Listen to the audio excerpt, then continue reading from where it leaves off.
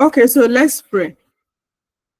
In Jesus' name, amen. Righteous Father, we thank you for this evening. We appreciate you. We give you all the praise. We give you all the honor. We give you all adoration. We give you all praises. We adore your holy name because you are God and you are God alone. Father, thank you, Lord, for gathering us tonight. Thank you for the privilege to be called by your name. Righteous Father, we hand over tonight's meeting before you. We ask, oh God, that you take preeminence. We ask you that you take absolute control. We ask you to take absolute control from the first speaker to the second speaker to every session that we'll be going through tonight. We ask you, Heavenly Father, to take absolute control. Holy Spirit, we ask, oh God, at the end of this meeting, we will find every cause to glorify your name, O Lord. This we pray and believe you have heard us through Christ our Lord. Amen. Amen. Please now let's respond. Amen. Amen. Amen. Thank you. Please, I would also love us to put on our cameras, please. I mean, that's going to be wonderful. So that, I mean, if someone here are able to meet you, in any way, they can be able to know this is this person. I met you in this place, and that was also one of the reasons why we asked us to introduce ourselves so that we can as well connect and not just for the meeting, but for us to also identify ourselves. So please kindly put on your camera. This is Google Meet. Our camera is, I believe, that would be wonderful. Okay.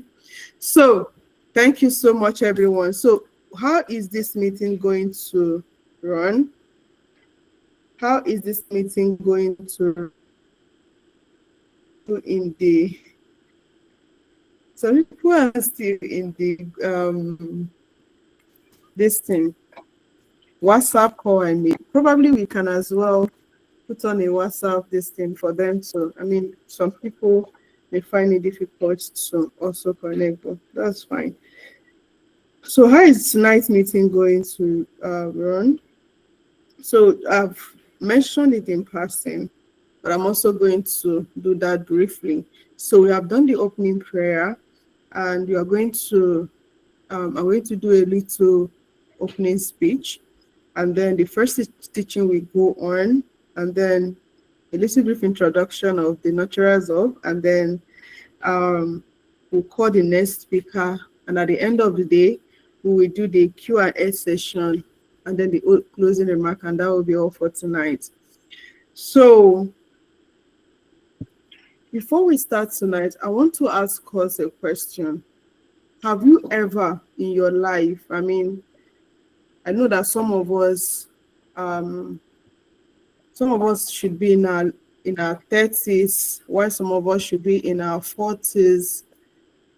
Have we ever in any way come in contact with people or someone who so affected our lives in such a way that, our life got transformed? The answer is, to me, is yes. I don't know for any of us here, but the honest truth is, in one way or the other, someone somewhere must have affected us in one way or the other, either directly or indirectly. When you talk about counseling, when you talk about mentoring, it's one of those powerful tools that our generation is yet to privilege on. I mean, very well, you get on. I mean, we all have been praying. We all have been calling upon the name of the Lord, I believe, in one way or the other, to intercede either in our parenting journey or in our role as a teacher, as a mentor or something. But you see, counseling and mentoring is one of those tools that God has given our generation to actually leverage on, so that we can actually get everything that the Lord has placed inside this generation, the seed that he has given to us. So let me start with this story. Few years back, I was few years back, a few years back, I came in contact with someone, an incident actually. So that incident was between our neighbor's kids and a particular woman. So one of these neighbor kids did something, and to some extent, this particular child have always, behaved in this kind of manner. So this woman that day took it upon himself to discipline that girl, that child. It was a boy though, to discipline that child. She wasn't going to take it easy on him as she has been. So that very day, this boy did something that is quite bad, like it's very, very bad. And it's obvious that this child deserved to be disciplined. So this woman carried that disciplinary measure. I mean, we all know what discipline is for an African woman or an African parent. So when the mother of this child came back, this child reported, and the mom took it upon herself to face that woman who decided to discipline her own child. They got into fights. When they got into fight, people came asking what is happening. Everyone, it was so terrible that day, because you could imagine that maybe something bad really happened. But unfortunately, they were actually dragging, discipline a child, and why the woman should discipline that child. Now, while thinking about this, it came up to me, like it came to my understanding that there was a time where an adage used to be a guiding principle to our generation. And that adage is, it takes a village to raise a generation. It takes a village to raise a child. And then observing this story, you could ask yourself, where is this very adage playing now? Yes, to this day, it takes a village to raise a child. But the question is, what village are we creating for our children? Because you will agree with me that it's no longer the neighborhood. It's no longer the neighborhood. It's no longer the family members. It's no longer the teachers. It's no longer, the religious society that is now raising children. There is another village that have added to what we are fighting with this in this generation, and that village is the internet, AI, and thereabouts. So now it is left for us, who are teachers, who are parents, who are mentors, who are counselors, whatever capacity God has given to us, to deliberately start creating that environment that will help our children to be nurtured the way we want it to be. That is the reason why we are calling this meeting. We are calling this meeting to bring to our notice that beyond whatever it is that we are doing, whatever position we held, that it is God has given us a task to do. All right. And that task is in counseling and in mentoring.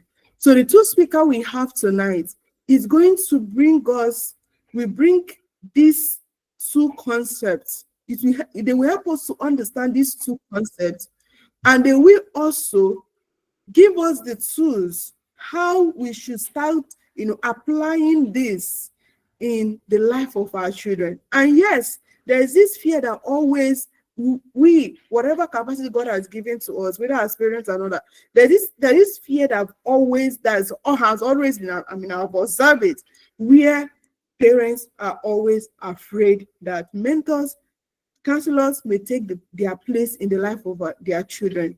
So our task tonight is to know how to navigate these things, to know how to, to play these parts, and why also making parents to understand that, whatever capacity God has given to you, that this thing is something that is required. This thing is something that needs to be.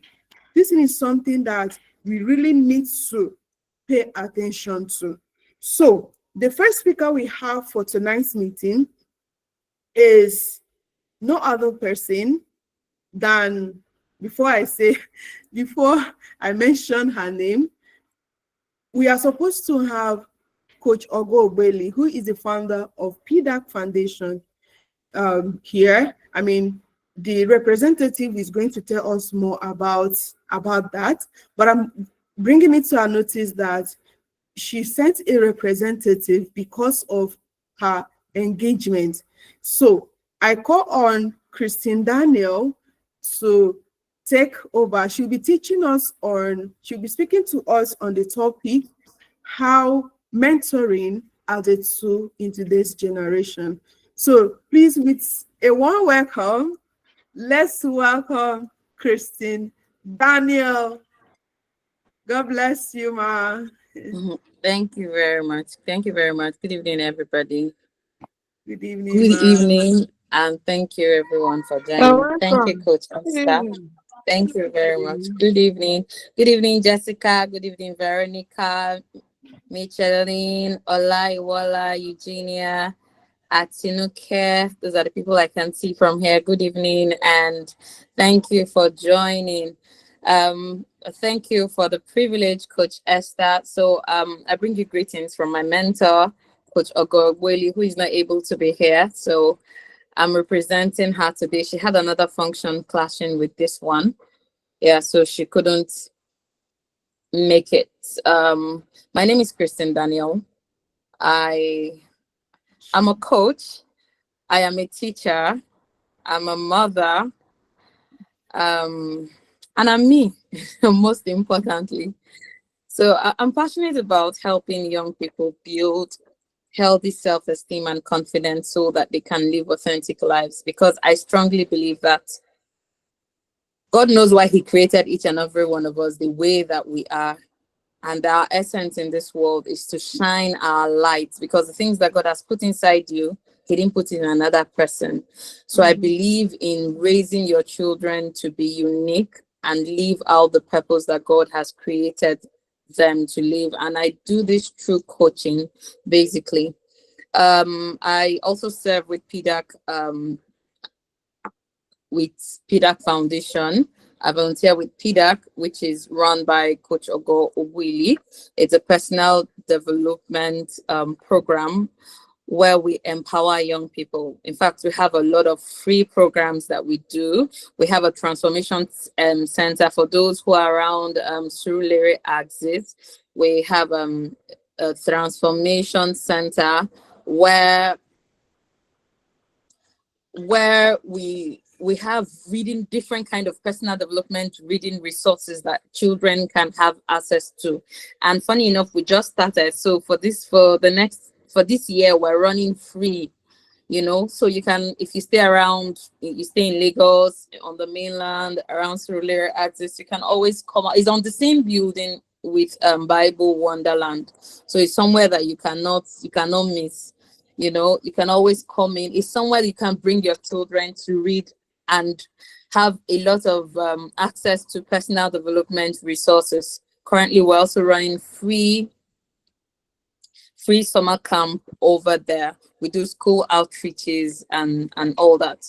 So I'm privileged today talking about the role of mentoring in parenting. And like like Coach Esther has already said, we it takes a village, and right now the village that we have is not just the village that we had while growing up. Our children are exposed to the virtual village.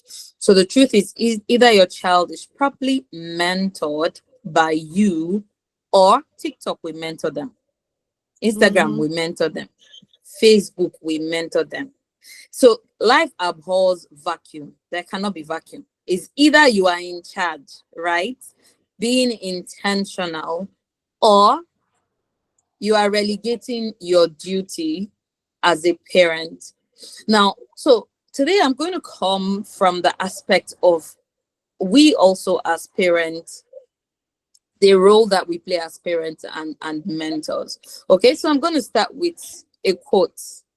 And the quote says, parenting without mentoring raises followers. Parenting with mentoring raises leaders. So I want to ask you, and I would like you to tell me in the comment section, who are you raising? Are you raising leaders or followers? So just tell me in the comment section so that we know the people I'm talking to, right? If you're raising leaders, just say I'm raising leaders. If you're raising followers, also type I am raising followers. Right? So I would really like this class to be interactive because I would want us to be a part of this, Let's just be a part of it by typing and unmuting to talk when you have to. So far, I've not seen any comments in the comment section. No. I've not seen any comments. Are you raising leaders or are you raising followers? Good. All right. Michelin says, I am raising leaders who raise leaders too. Beautiful. Thank you very much, Mitchell, for that. Yes. Who else? Are you raising leaders? Are you raising followers? Who exactly are you raising? Because when you know who you are raising, you understand the things that you need to do. Because the strategies you need to raise a leader are absolutely different from the strategies that you need to raise followers. Now, don't get me wrong. Yes, there's nothing wrong with being a follower, right? But we all need to position ourselves because whether we like it or not, you are influencing at a point. Some of us just live our life and feel like, I'm not a leader, or I'm not a leader. You are not a leader, but probably maybe you have siblings that are looking up to you and you say you're not a leader. You're not a leader, and maybe you serve in one organization or the other. You have people looking up to you.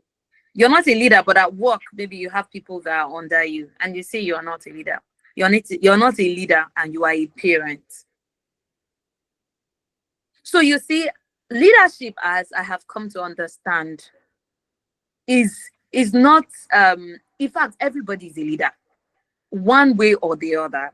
Is either you are influencing positively or negatively. Like I said earlier, nature abhors vacuum. So it's either you are leading or you are following the wrong people and inspiring some people to follow the wrong people. You cannot just be in the center. You have to stand for something, because if you don't stand for anything, you will fall for anything.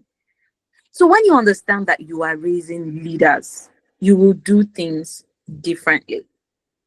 So I'd like to ask again, what is mentoring? What is mentoring? So let me know in the comment section. Please, I would really appreciate it. If you want to talk, you can unmute and let's have this discussion. I want to know what is mentoring to you? What is mentoring? What does mentoring mean? You can raise your hand and unmute, or you just type in the comment section. What is mentoring?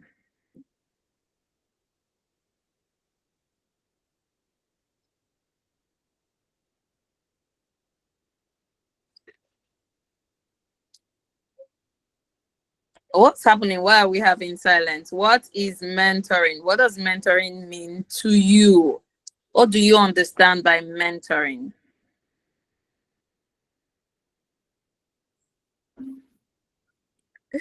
If we don't talk, me too, I'll be looking at people and we just be smiling at each other like this, because this is supposed to be, a discussion class. We're supposed to learn from each other. Okay, so what do you understand by mentoring? No right, no wrong answer. What does it mean to you personally? When you hear mentoring, what comes to your mind? When you hear mentoring, what comes to your mind? When you hear parenting, what comes to your mind? So we're answering two questions. What is mentoring and what is parenting? What is mentoring and what is parenting? So I've still not seen anyone telling me what mentoring is or parenting is. Eugenia, do you want to help us? What is mentoring?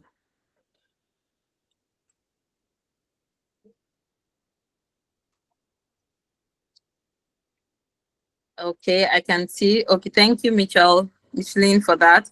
He said this is when a more learned person helps guide another to achieve goals and personal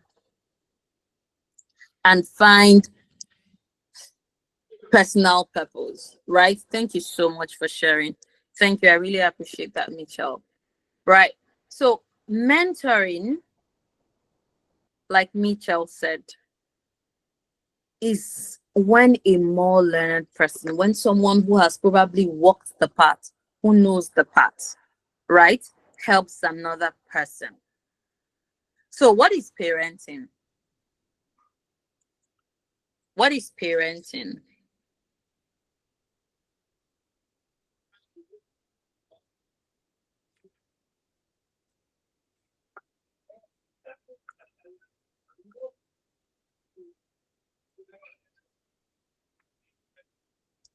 Do I have anyone who wants to say what, in their own words, what parenting means?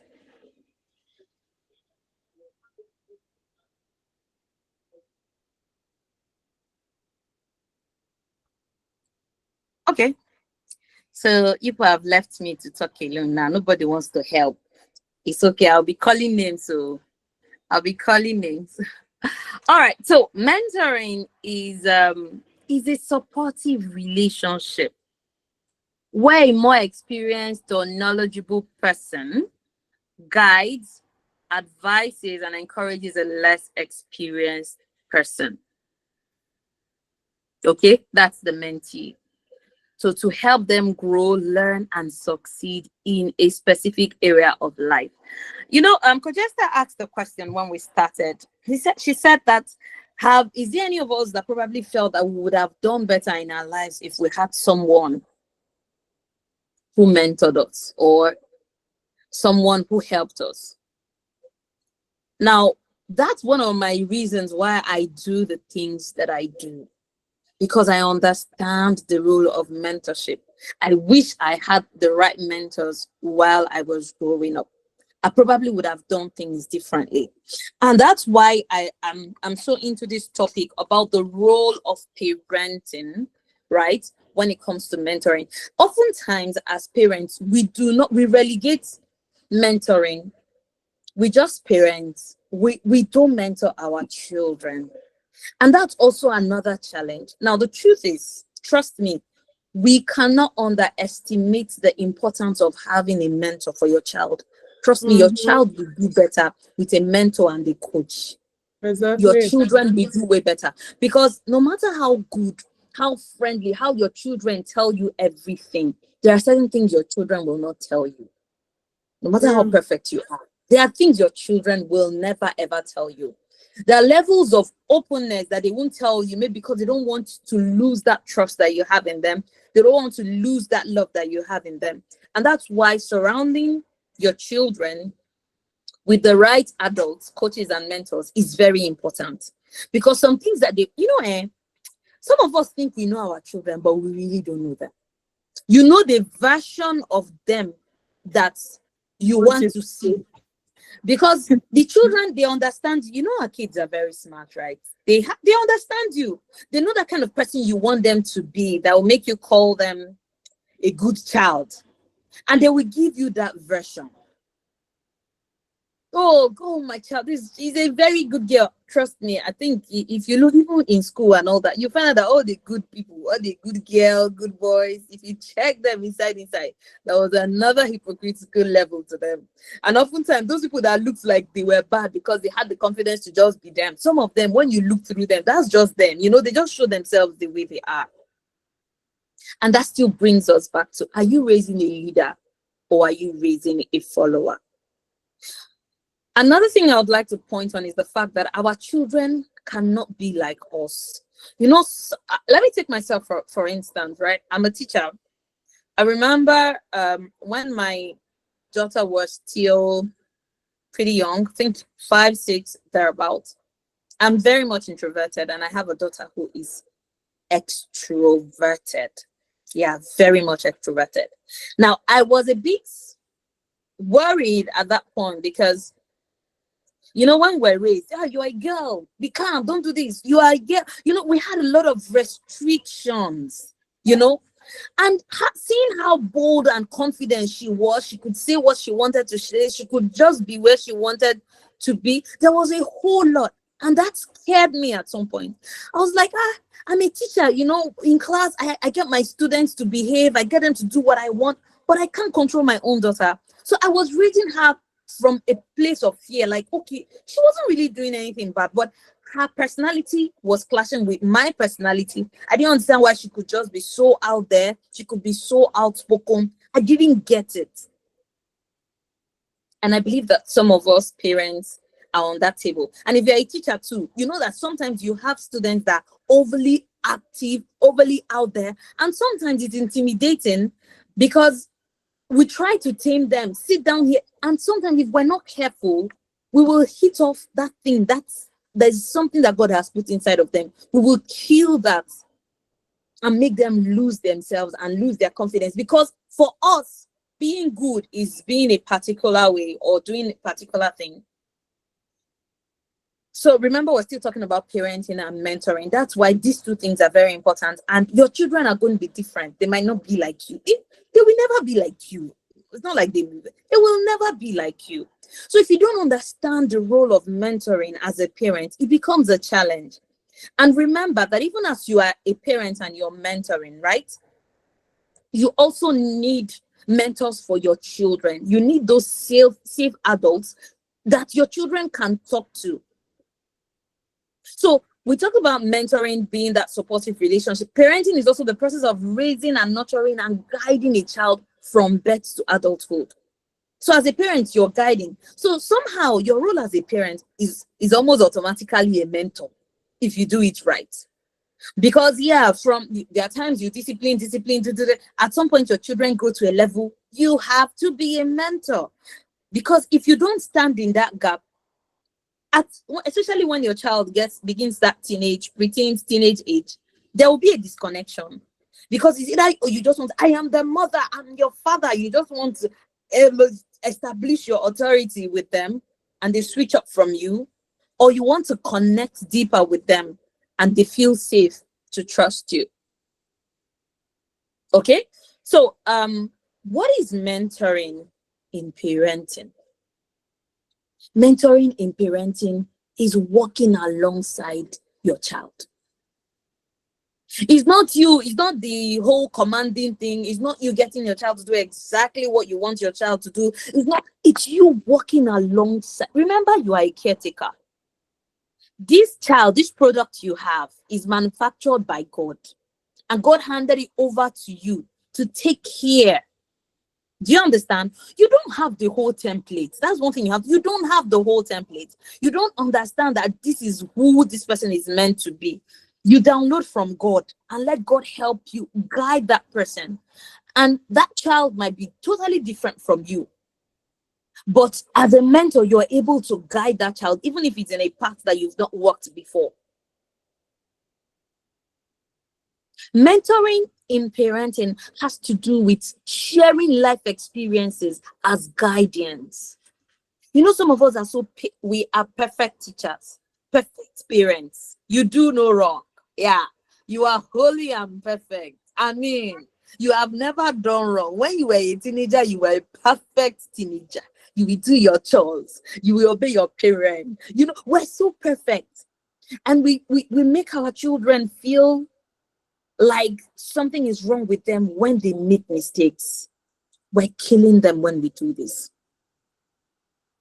Your role as a parent, as you discipline your child, as you raise your child, is that you learn to share the right experiences with your children. We're not infallible.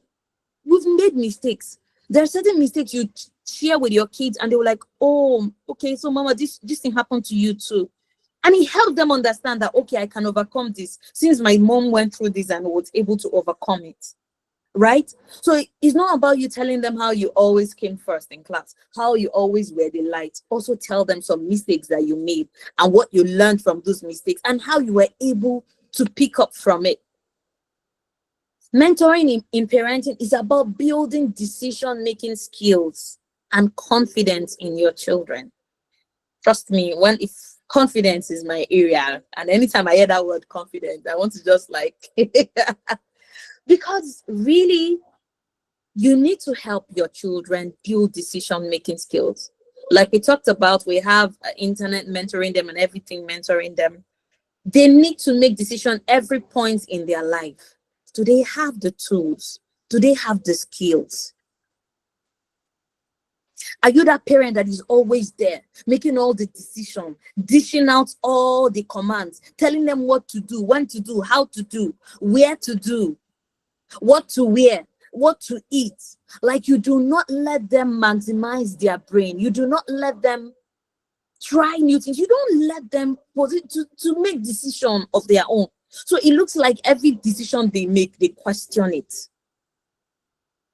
So the role of mentoring in parenting helps you build children who can make the right decisions, right? Who are confident. When they make mistakes, they will learn from it. And you can have teaching moments with them and say, okay, you would have done this better, right? This is where and you grow together. The role of parenting, mentoring in parenting, goes beyond rules. It goes beyond building relationship. It goes beyond rules, authority, telling them what to do. It's about building relationship. It's about listening to them. It's about understanding, okay, so where are you coming from? What does this really mean to you? Do you understand? It's not about imposing your will on them. In our time, that was so much. Sometimes some of us have studied courses because of our parents. We do a lot of things because of our parents. Like I for one, when I finished secondary school, I stayed 4 years at home before I got admission. I wish I had a mentor. I was that promising child. Yeah, very good public speaking when I was growing up. I loved music. I loved arts. I wanted to act. I loved those parts. But I was pretty introverted. But I was the good child because I had Christian parents. I remember I have a Catholic background. So my cousin, who I would say the only person that was more like a mentor to me, each time I talked about acting, he was like, no, in our family, we don't act, because there was, a perception about acting then in his mind. But he was one person who encouraged me so much as a child. I remember when I wanted to learn how to play the guitar, he was the one who gave me guitar. But he was one person I could fall back to. I could talk about things with. I didn't have that relationship with my parents. And I'm not blaming them, because I understand that they didn't know better. If they knew better, they would do better. When I was graduating from school, I told my friends that I wanted to go to music school. I grew up in Jos, so there was Panam Music School. So in my mind, I wanted to go to Panam Music School. I was like, I'm going to go to music school for 1 year. I'm not writing jam. I had it all planned out in my head. Do you know, I never had the courage to tell my parents. I loved art. I wanted to learn to paint and draw and all those. But I never had the courage to tell my parents. My mom at that point had a shop. So for my parents, the best thing, what was raining then, was going for computer lessons, So they put me through computer lessons, and I did computer lessons for 6 months. After that, I was helping my mom sell in her shop. I wasted 4 years of my life. I had dreams. I had things I really wanted to do. But I didn't have the right people. If you have mentors and say, okay, this is what's in my mind, though, I'm not able to tell my parents.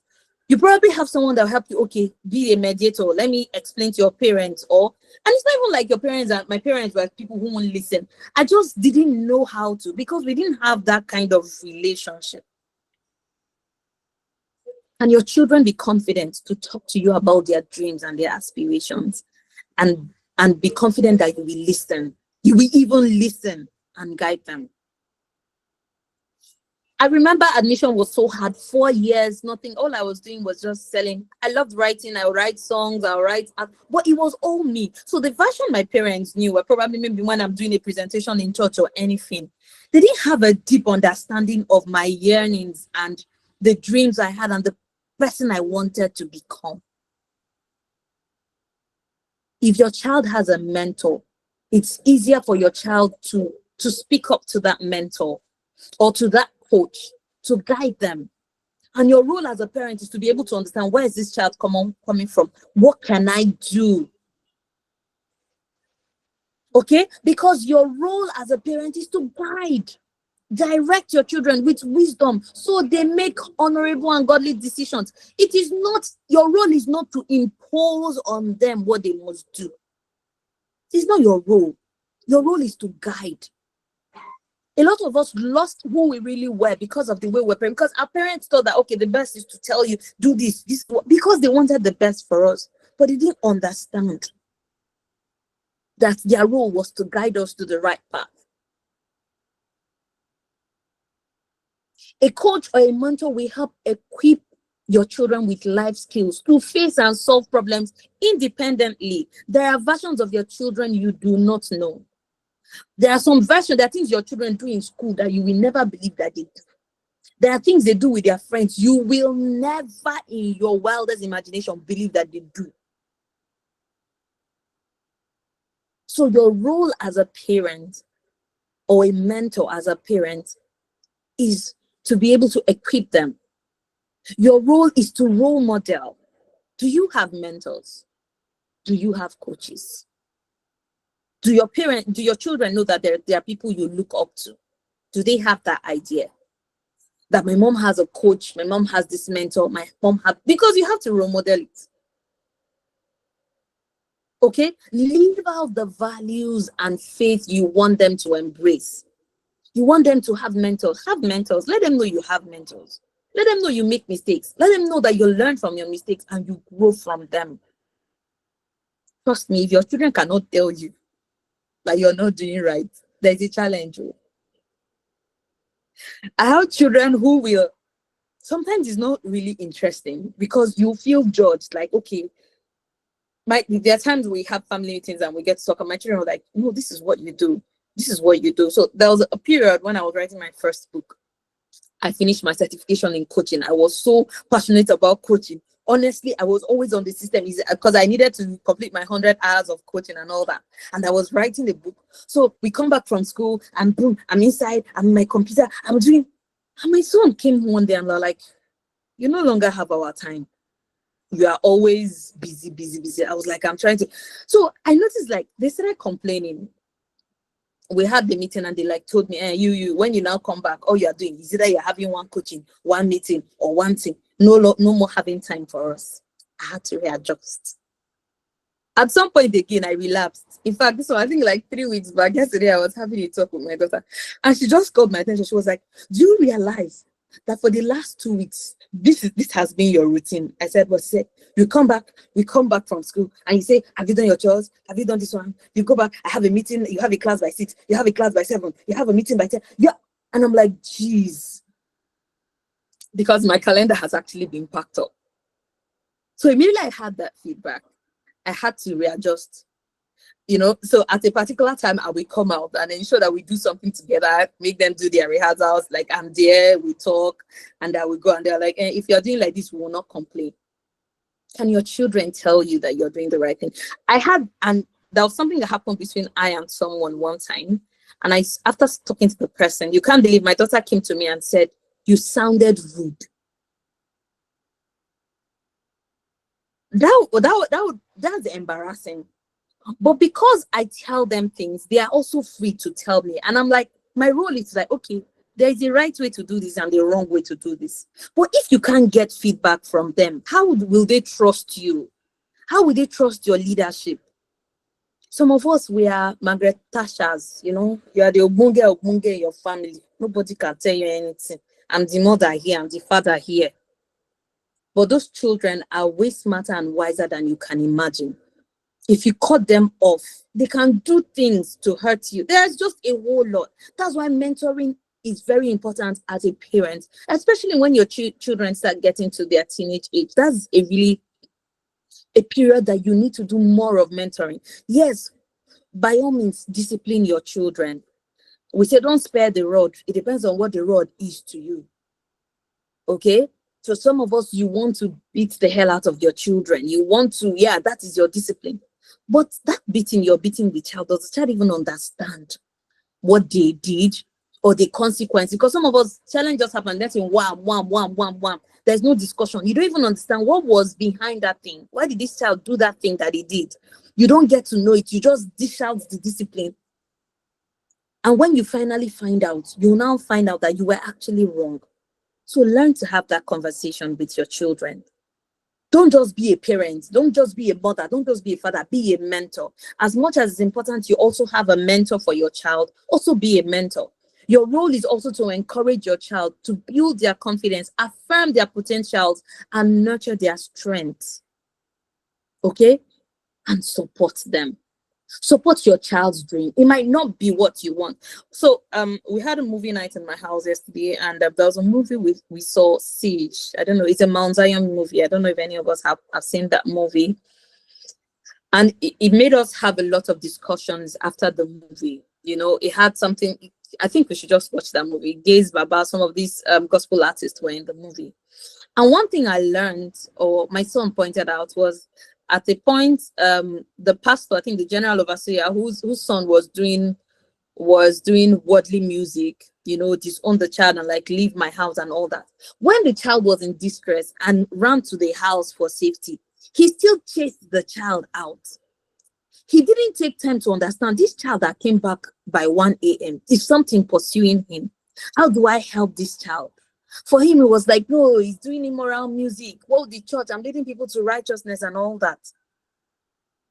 So you as a parent, what's your role?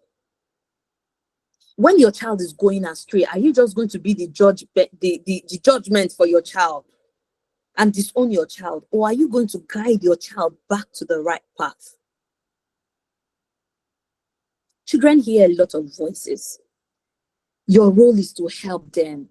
Help them know the right voice. If they know that you are a safe place, they will always hear your voice.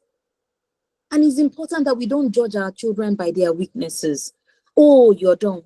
Oh, you're daft. Oh, you're too slow. Oh, you are. That's all you tell them. And when they meet challenges in the future, that's the voices that they hear.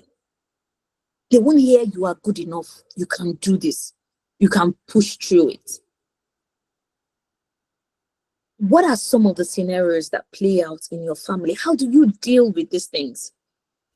So, if your child came to you with an unusual experience or question about faith that you did not fully understand, how would you deal with that? Would you listen without dismissing them? Would you guide them towards recognizing God's voice? Will you encourage their spiritual growth without forcing it? What would you do? Look at Eli. Eli and Samuel. When Samuel was hearing God call him, he will go, sir, did you call me? And he's like, no, I did not call you. I did not call you. What's happening? And Eli, at that point, Eli took the place of a mentor. He said, when that voice calls you again, tell him, speak, Lord, I am listening. He was able to guide Samuel to listen to the voice of God. So there came a time and my son came and asked me a question. And I would like to ask, because I would like, let me see what your answer to this question will be. And he met me, he said something. He said that the Bible says that Jesus went through everything that we human beings go through, right? And that as a teenager, did Jesus have a crush as a teenager? So please, if you are here, answer that question for me. Did Jesus have a crush as a teenager? If your child comes and asks you this question, did Jesus have a crush as a teenager? Would you be able to listen without dismissing? Would you scream and say, hey, how would you say that? How would you even imagine that Jesus has? So I want to know in the comment section, please tell me, how would you answer that question? And trust me, our children come up with these questions. A lot of things go up in their minds and they come to ask you. And the way you answer the first will determine whether they will come back with another one for you. After I spoke with my son on that, I'm not telling you what I answered because I want to see what your answer is. Nobody wants to answer me. So no, I will not tell you. I will not tell you what I told him. Since you people don't want to share your own with me, it's okay. So after we talked, I was like, okay, when you get to church, ask your class teachers in church and all that. So he now see your how smart your kids can be. He said, well, I know my class teachers. I know one person that might give me an answer that is similar to what you gave me, but the remaining, I know what their answer will be. And he went to church. He did the same. After asking, he said, I told you. It was only this uncle that said this and said this and said this and that he agreed with. And he was able to understand that. So what would be your answer when your children ask these questions? There are things we don't understand and they ask us, right? How would you answer it? Okay, so I'd like to talk about practical things or practical ways. See, you people are not just talking in this class. We're not having a conversation. It's not nice. All of you are too quiet for my liking. C'est pas bon. It's not like, oh, we're supposed to talk, to do this together, but it's okay. So, thank you very much, Rita. You say, I would appreciate the child for the question and tell him that Jesus is divine and so his ways are divine. Okay, thank you very much. No, Jesus was a man of purpose. He knows that marriage was not part of his purpose. Okay, so, all right, good. Good. But he said that the Bible says that he went through every challenge human beings went through. So how do you explain that? He was divine, but he's a human being. How do you explain that to your 8-year-old or to your 7-year-old, right? So that's why open conversations are very good. And it's also important that when you're not sure, it's like, let's research this together. You understand? Because sometimes I notice that my children, especially my son, he's a deep thinker. And when he comes to ask you questions, he has researched. So he's asking you questions based on his research. And if you're not careful the way you answer it, he will not school you. So I've learned to, okay, so what do you think about this?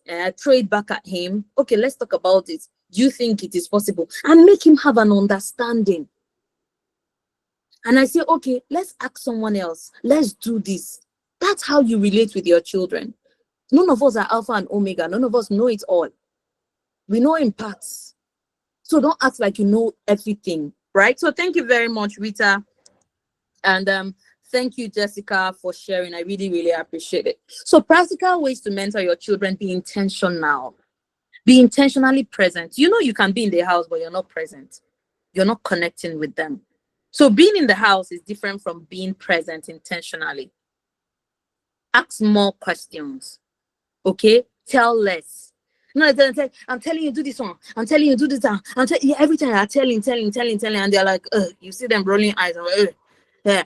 Before they talk to you in their mind, they say, I know what you say. You will tell me this one, or you will start preaching. You know, there are some things I talk to my kids, and they're like, I just knew this is what you were going to say. I just knew this is what you're going to say.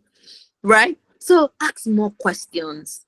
Tell them less, but ask. So when you ask, you understand where they are coming from, and it helps you on how to talk to them about certain things. Share your life lessons. We also had our ups and downs, our challenges as preteens, as teenagers. We had it. Don't be ashamed to share. Share so that your children will learn from it. Encourage them as much as you correct them. It should not always be.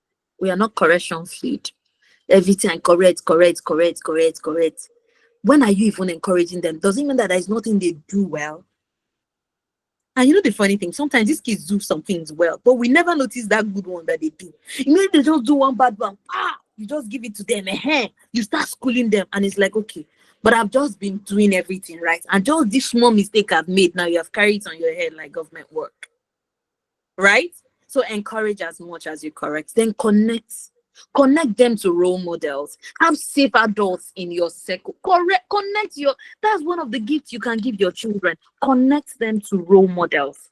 Connect them to the right people. Connect them to the right circles. Connect them to the right groups. Let them have the right people around them. That is one of the things you can do to help them. Okay, so I have like 2 case studies. I don't know how many minutes I have, but let me finish up my slides first, then I'll come back to these case studies. Right? Good. Then I'll come back to the case studies. So you show your children how to handle challenges, not just to solve them. Please, if you're a parent and every problem your child have, you are their solution. You are giving them solution. They are not learning. Some of these challenges your children have in school is to teach them resilience, is to teach them assertiveness, is to teach them to speak up for themselves, right? Be intentional. Show them how to handle challenges, not just solving them for it. Your child comes and they're shoelace, they can't, you bend down, you help them. Yeah, let's try. Okay, figure it out. Let's see how you do it. Do it like this. Talk to them, guide them. Let them know that they can also figure things out by themselves. Guide them with godly wisdom. Teach them to hear and follow God's guidance. There's something I always talk to my children about, and it's about their intuition, right? It's about their intuition. We all have God's spirit in us, and He speaks to us. That mind that tells you, don't do that thing. It's an intuition. It's God talking to you. And I tell them, train that intuition. Okay? Teach them to hear and follow God's guidance. Teach them. If you don't teach them, they won't learn. Oftentimes we just assume, we have a lot of, but it's supposed to, we pray together. We pray together. Your children don't think like you think. They don't understand things the way you understand things. You need to understand. That's why sometimes you look at it, is it not obvious? Can't you see? Can't you do? Have you taught them? Have you taught them? Have you guided them in a way and say, okay, this is how you should do this? Or are you just assuming? I remember growing up, I was also that child that my parents were very strict. Home, school, church. That was the only life we had. At some point, when I finished secondary school, my dad will not let you do anything. And suddenly, at that point, I think I was 18 or so, and my daddy expected him to go and pay NEPA bill, to go to the market. Something happened, and my mom and other siblings had to leave because when just then there was crisis and all that. They had to leave at some point. So it was just me and two of my younger ones and my dad. So I needed to step up with the responsibility. I didn't know how to go to the market. Like I go to the market. I had issues buying my clothes for years. Because when I go, I don't even know my size. I don't even understand anything. But my dad just expected, you are 18 now, you're supposed to have known it. Why won't you be able to do this? And he would always be, and you guys never taught me this. You never allowed me do anything. It's always church, home. And suddenly now I'm big and everybody just expect that I'm supposed to know. If you don't teach your children, how will they know? If you don't guide them, how will they know? Help them see and use their God-given potentials. Root them in God's words as their life compass. Teach them to work smarter, not harder. Teach them to be wise. How can you do this thing better? Guide them. Don't just be that parent that is always dishing out. You're supposed to do that. Your children don't have a relationship with you. At some point, they will disconnect. As soon as they become teenagers, they will disconnect. They will come in, go inside their room. And God help you, they have gadgets. You've lost them. So walk with your children. Don't just watch them grow. Walk with them. Listen beyond their words. Teach for tomorrow, not just for today.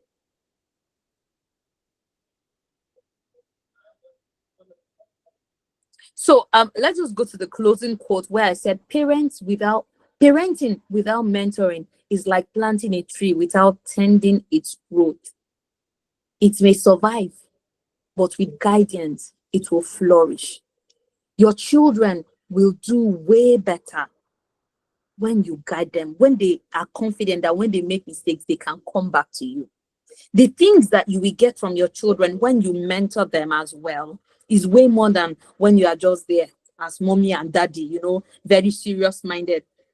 No time to discuss things. You don't come down to their level. Everybody, when you come home, your house is just very boring. Everybody comes straight into their rooms. No conversations, no discussions. Nobody knows where you are coming from. Nobody knows where you're going. You are totally, and in your mind, like, I cannot tolerate that rubbish in my house. This is I cannot tolerate. So in your house, you will have a different version of your child.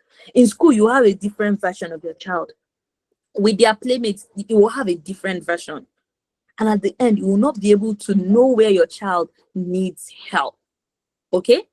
So please, I would like to just read one case study, but we're not talking, so I don't know how we're going to do this, right? Because I'm not going to answer this. I'll just read the case study. Let's do the case study, the friendship influence case study. Just help me share it, Cochester. 11-year-old Mitchell has recently started hanging out with a new group of friends. His teacher reports that he's becoming more distracted in class and has been caught making sarcastic remarks to classmates, something he never used to do. When asked about it at home, Mitchell says, "They are just jokes. My friends are funny. You are overreacting. I never I never get it." So, as Mitchell's mentor, you are a parent now playing the role of a mentor. How would you help him recognize the influence of his friends without attacking him? How will you teach him to choose friends who bring out the best in him? And how will you keep communication open so he's willing to discuss friendship in the future without making him feel pressured? So I would like someone to unmute and let's discuss this, right? Okay, so I don't know. I see I have 5 minutes to go. Is there anyone that is willing to just tell us what would you do as a mentor if your child has this case? How would you show up for your child? Or how would you handle this case as a teacher, as a parent, as a mentor? How would you? Okay, the case study is shared, so I'll read it again. It's on the screen. I said 11-year-old Michael has recently started hanging out with a new group of friends. His teacher reports that he's becoming more distracted in class and has been caught making sarcastic remarks to classmates, something he never used to do. When asked about it at home, Mitchell says, "They are just jokes. My friends are funny. You are overreacting." Okay? You'll never get it. You won't understand, you know, go understand. You know how they talk to us, right? You won't get it. So how would you help him recognize the influence of his friends without attacking him?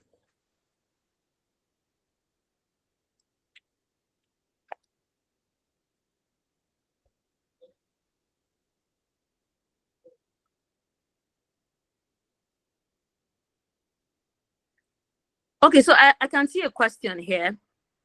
Let me take it while I'm waiting for Someone is from raising your their hands. okay, so go ahead. Go ahead, ma.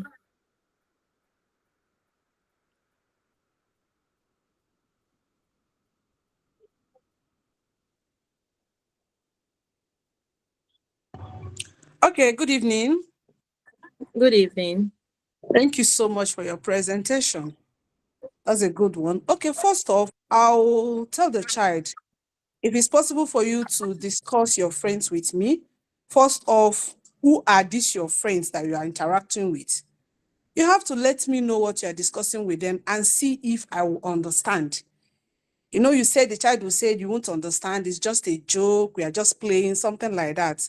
Okay, no problem. Why don't you tell me about your friends?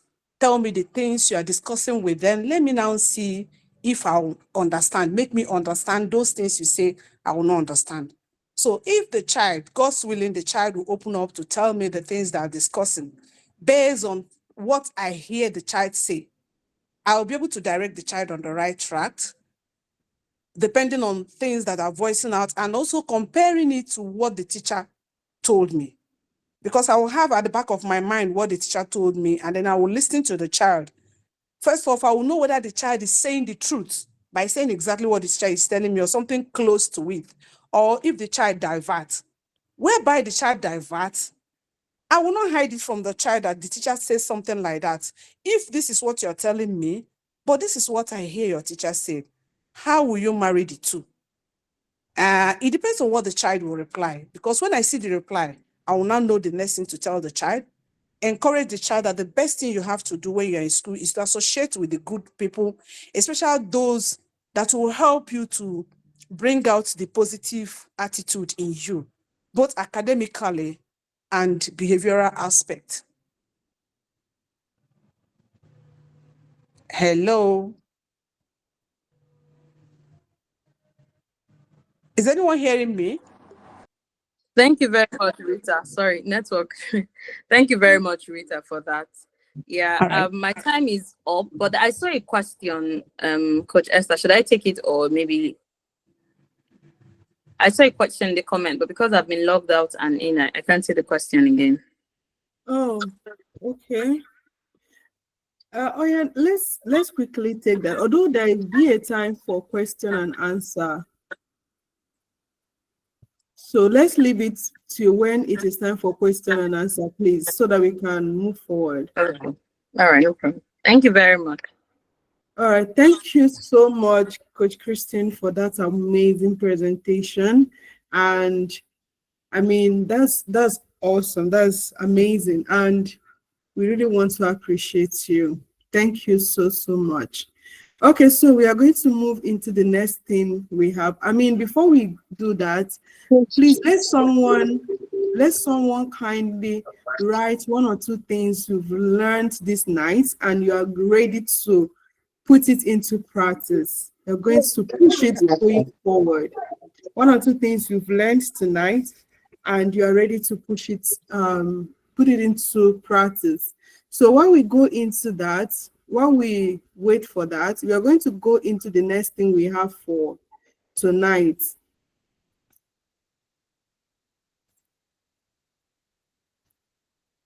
We are going to go into the next thing we have for tonight, and that is a little presentation about the Nurturer's Hub. Please confirm if you can still hear me. Can anyone hear me? Yes, we can hear you. Okay. I can hear you. All right. So now, first and foremost, I want to appreciate us once more for being here. And then, okay, probably we can leave this towards the end so that we can get it going. All right, so the next speaker we have for tonight will be speaking to us on the role of counseling, in parenting. Okay.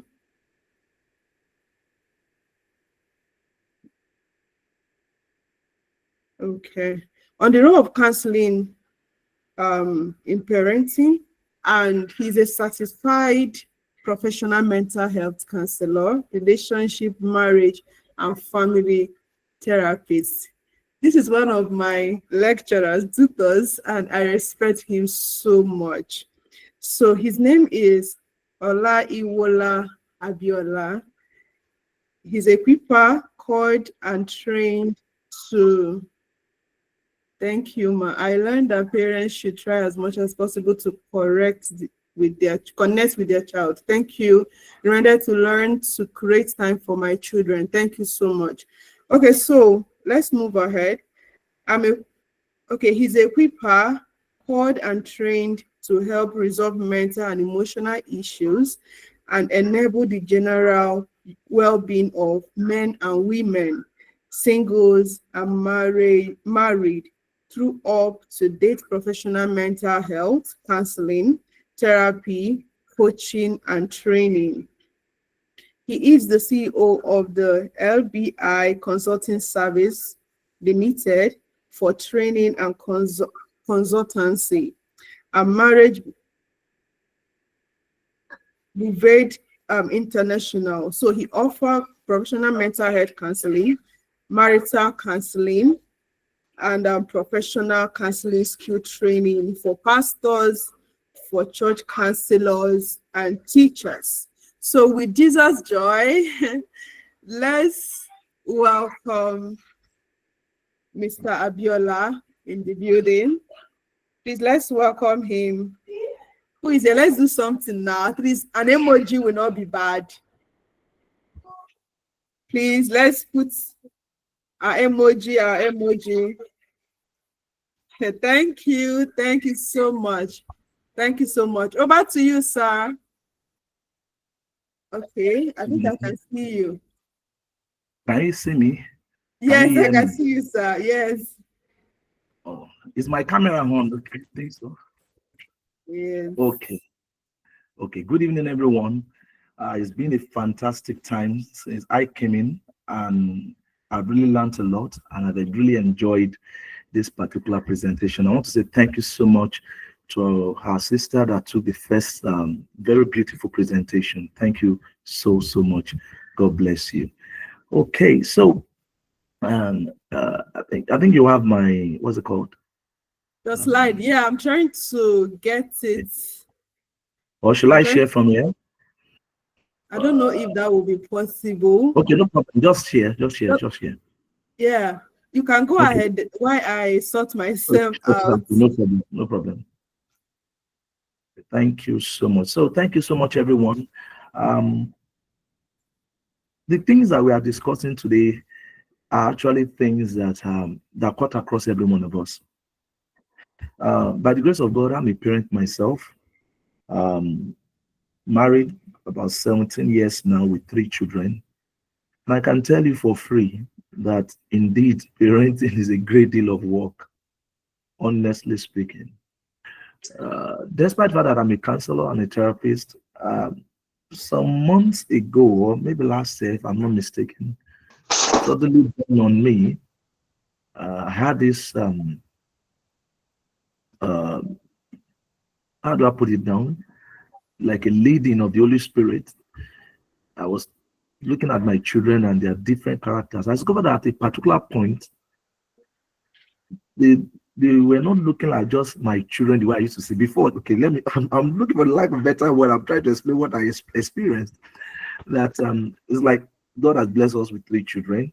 They all look like, okay, like now I have a ham, my children. But at a particular point in time, I discovered that it's like as if they branch into 3 different personalities entirely.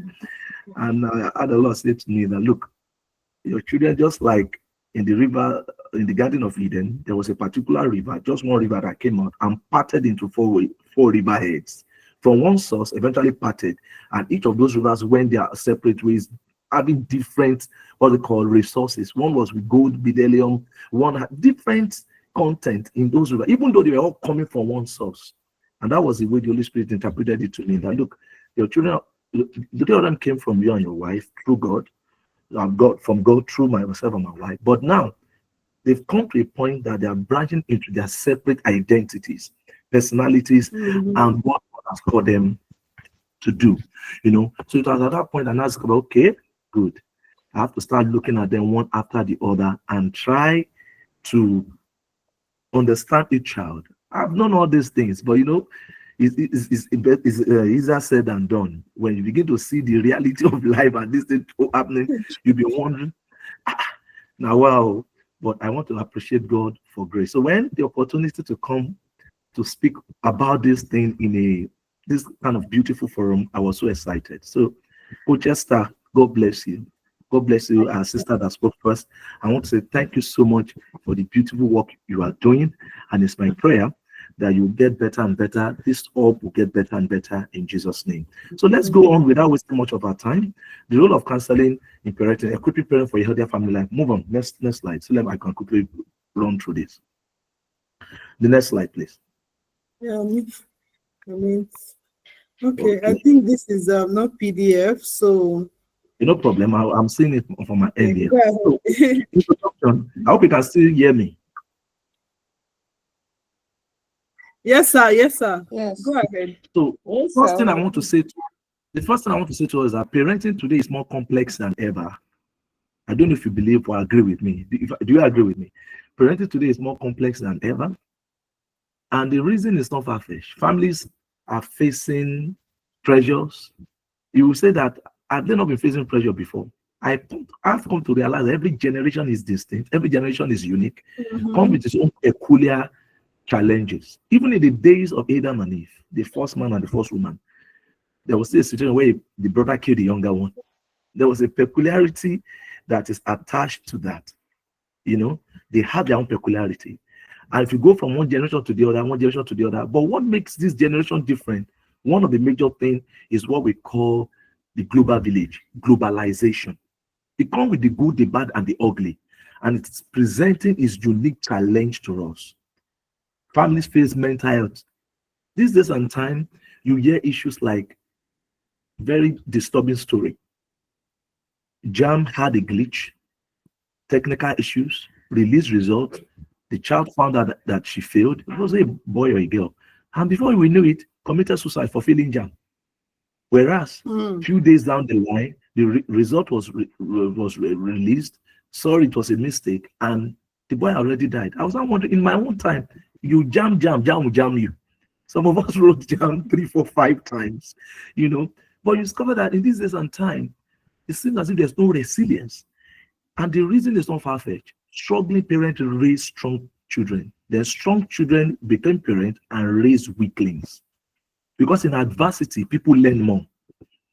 So the peculiarity of this generation, these days and time, you say 18-year-old boy, 17-year-old boy, just understanding 1 or 2 things on in the internet, is already a multimillionaire.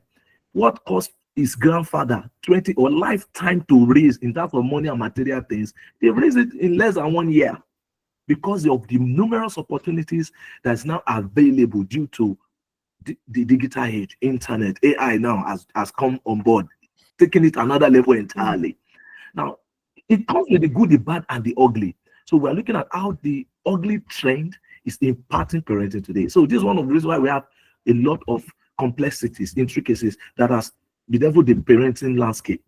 So one of the major things I would like to ask is, how can parents be supported to raise healthy children in the light of all this? And that's why I want to say kudos to Coach Esther and every one of us in what we are doing today. This is one of the ways to support us. This is one of the ways to encourage parents to share together, to learn together, to rub minds.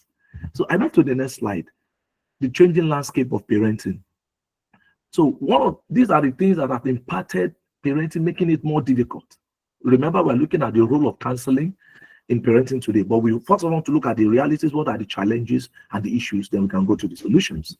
Now, one of the things I want to say about the changing landscape of parenting is that dual career families, single parenting, blended families. In these days and time, unlike before, the father is the one working, the mother is the one at home, the home manager.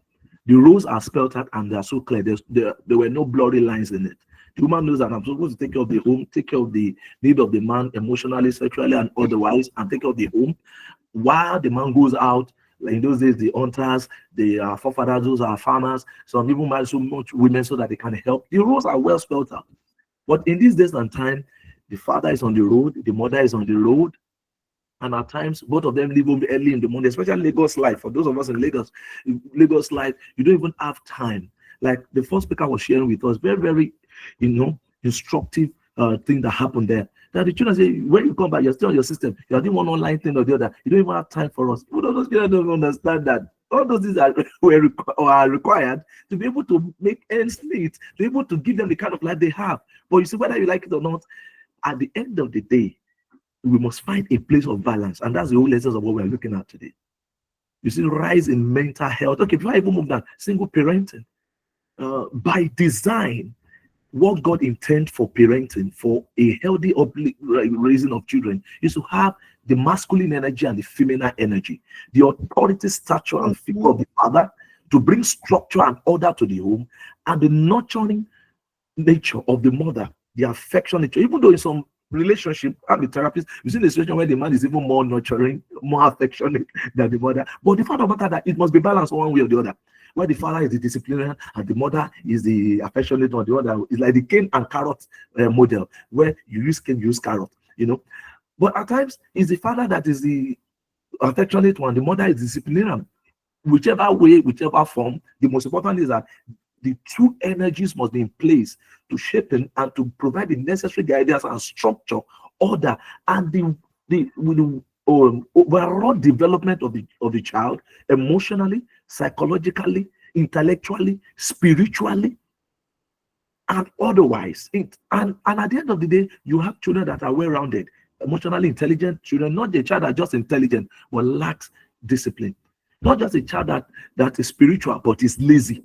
A child that is well-rounded, well-balanced child. So, but in the situation of this time, we have single parenting. My mom became a single parent very early in her life at 40. In fact, people even say that I grew up already, because I was 18 when my dad died. My dad was 42, my mom was 40. when my dad died. And my mom, and from that day on, we never lived together as a family because my daddy died. We live with family members here and there and things like that. And I said, thank God for the first 18 years of my life that my dad was alive, because I couldn't have imagined what had become of me in terms of the upbringing. But we've seen people that lost their husband due, like my mom did, due to death. We've seen people maybe due to marital issue, divorce or separation, or due to one thing or the other.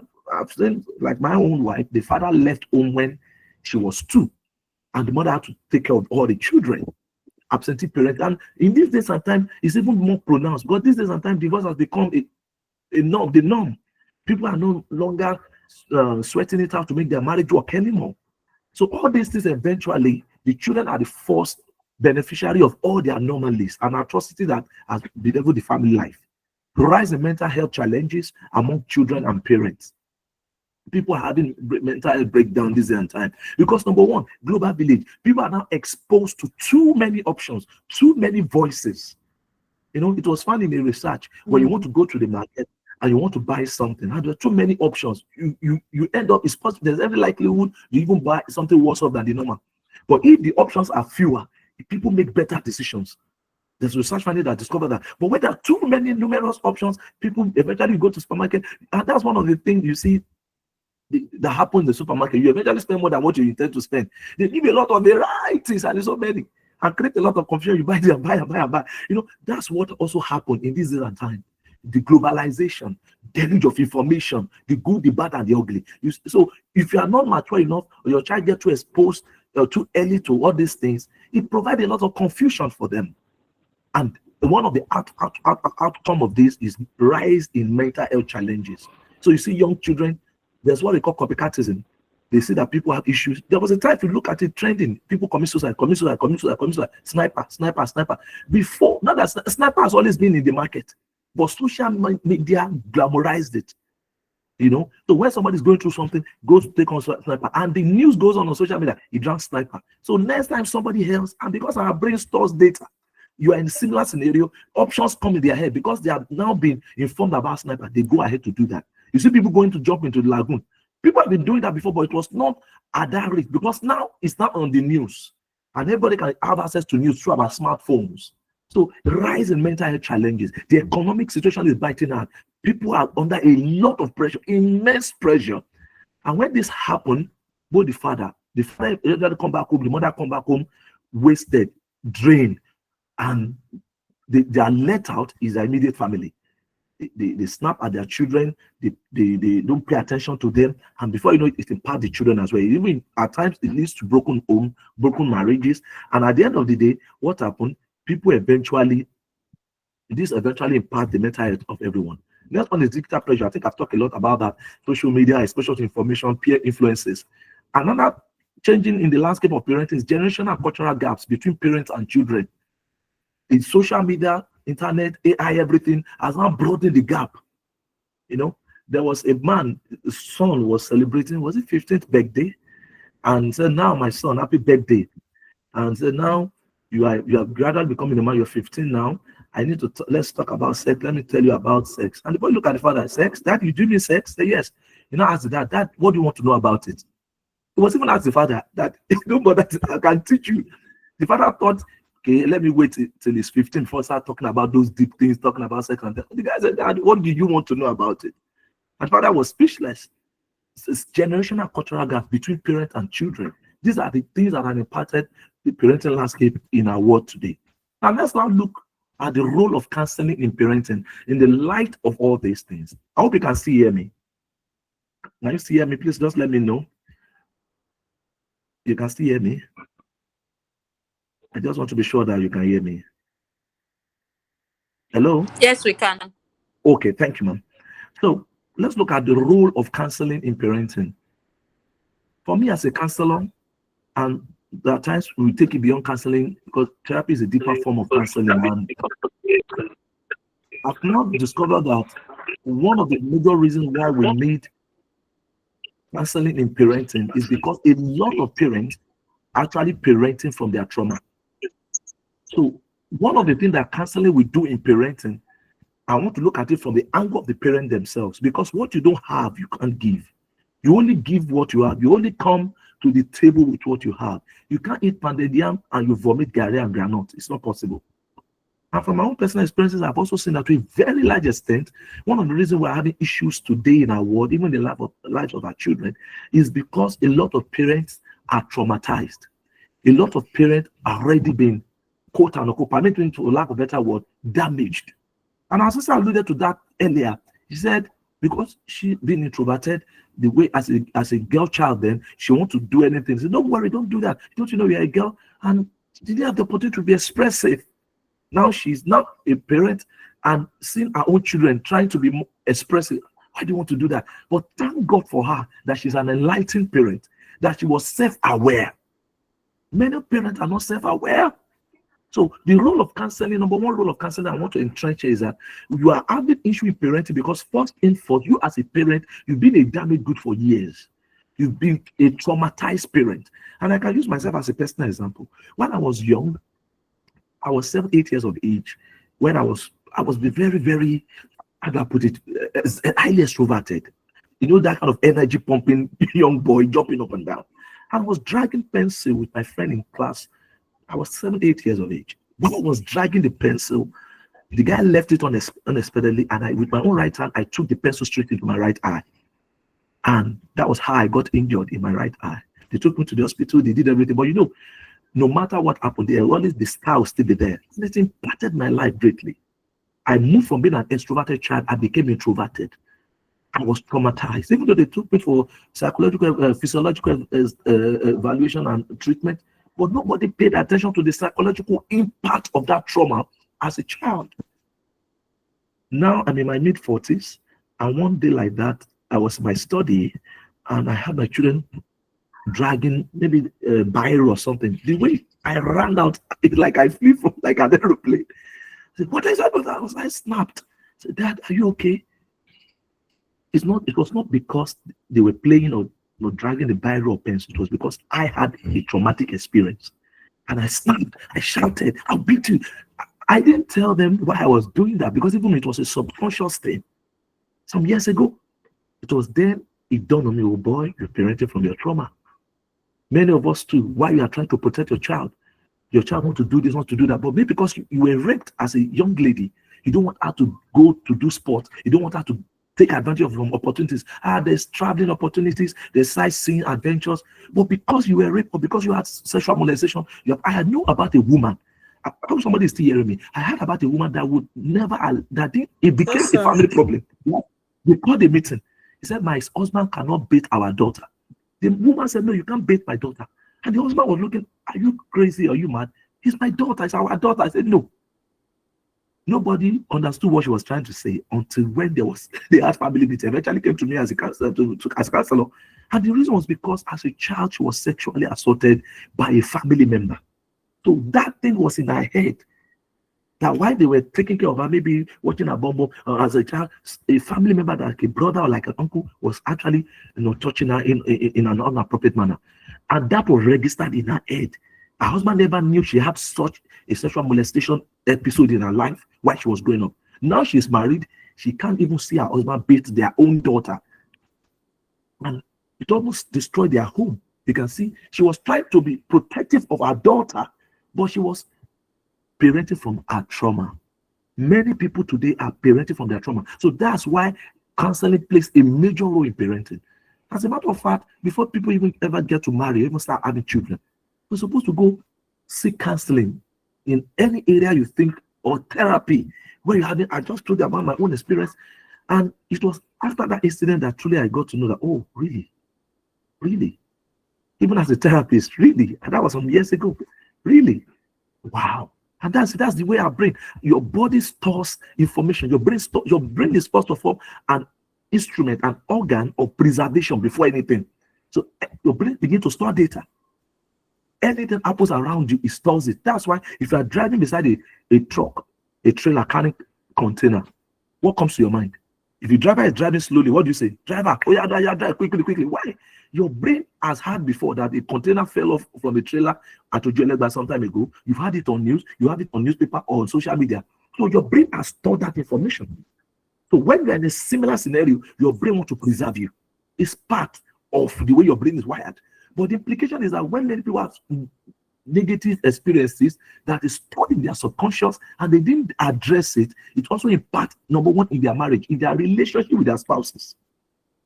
You see, some men beating their wives because maybe he saw his father beating his mother. He never loved it, but that thing has registered in the subconscious. So when things happen, that's the first point of call, what he wants to do. So many people, role of counseling in parenting, that counseling will help parents to heal or resolve their own trauma. So that, because whether you like it or not, trauma can be transgenerational. Trauma impacted, move from one generation to the other if you don't deal with it. And eventually, because you are who you are is who you bring to the table in anything. So in parenting, if you are a traumatized parent, you bring your trauma. And that's how many people have been able, with their good intentions, they parented their children, and the children have become, I hate my daddy, I hate my mommy. They are too harsh. Why you are trying to protect them? But the protection is coming from the place of trauma. So you are having a deregulated emotional way of raising children, and that eventually impacts your relationship with them. And especially when they become teenagers, it not become extra difficult to be able to have a functional relationship with them as a parent. Number two role of counseling in parenting is it helps you to build, it helps in building emotional intelligence. You are an emotional being. Your children are. You're a psychological being. You're a reactional being. So with counseling, parents can be able to deal with their own emotions. So I'm coming from this angle from parents themselves. And in understanding this, it also helps you when children have, if you two have been a beneficiary of counseling or therapy, it will enable you to understand when your children need therapy or counseling or coaching, like our speaker said the other time, because you understand it better. In those days when they would abuse me in school, see your high. After I came back from the hospital on treatment, see your high, one eye, one big head. They'll said a lot of things. There was somebody to share with, because my father was, in those days, they're very harsh, you're very disciplinary, you can't even to face them, to talk to them is a problem. And I never shared it with anybody, the things I was going through. But if my dad had gone through counseling or therapy, he would have understood that this boy needs therapy. It destroyed my self-esteem, destroyed my self-confidence till I became an adult. And they were the kind of thing I was dealing with until God helped me. In fact, even for the fact that I'm a Christian, that being a child of God, being a spiritual person, my case would have been worse. It was my spiritual life that also even helped me and enabled me to know that I am what God says I am. But you see, the kingdom of God, Jesus Christ has become to us both the wisdom and the power of God. You can't solve a wisdom problem with power. Neither can you solve a power problem with wisdom. That's the problem with spiritual people. At times, there are some things that what is needed or required is wisdom. And the wisdom may come maybe through reading a book, through going for a counseling, go for therapy, through anything. Where the body of knowledge of what you lack is domicile. That's wisdom. I was pastoring a church for many years, and this is imparted in my ministry work. So you cannot imagine, and now you parenting children the same way. Another role of counseling parenting, it brings about healthy conflict resolution. It helps you. So, for example, husband and wife having issues in their marriage. I can tell you 1001 because I'm a marriage therapist, and I see this thing happen. And I've seen even in our churches, I've seen children. When I met a child, they said this guy is this and that. By the time I did psychoanalysis as a psychoanalyzer, I discovered that this guy is not the one I'm supposed to be talking to. I'm supposed to be talking to our parents. I said, please, I'd like to meet your parents. Because I discovered that what she's presenting is just a reflection of the kind of relationship that is at home between the father and the mother. And once you are doing that, I used to tell people, the relationship between a man and a woman, the husband and wife, is like a Wi-Fi, like a router. You have an internet device that produces a Wi-Fi internet access in your home. You put it somewhere in your sitting room. Every room in that house picks the signal. In as much you have an electronic device, picks and the device has internet capabilities. You do not need to smell the Wi-Fi. You do not need to do the wiring. It just picks it remotely without any connection. I tell people, the relationship between a man and his wife in a home is like that Wi-Fi. Your children are like those electronic gadgets, those electronic devices. They connect to it. If you have ever put on my hotspot, I just saw that on my phone or my device, 3-4 devices attached. I said, which one be this one? I'm waiting now. How many people they help me use data? Because they've used it before. They just picked it. So also with our children. And that's why parenting, and you see, children learn more from what they see than what you tell them. So once the man and the woman are not in good relationship, They may not even fight in the presence of the children. In as much the connection, the energy between them is not smooth, it's not pure. What happens is that the children imbibes, it's just like breathing in oxygen, giving a carbon dioxide. It impacts them. The role of counseling in parenting is that it helps parents to have healthy conflict resolution. So when you have resolved your conflict as husband and wife, eventually the children will be the beneficiary. Another one is strengthening family and marital bonds. I've seen a situation where a child told the parents and they're having issues, and the mother brought her for counseling. Said, my mother is overbearing. She practically sits on my dad. At times I wonder, is my dad a man? That was a child talking in counseling.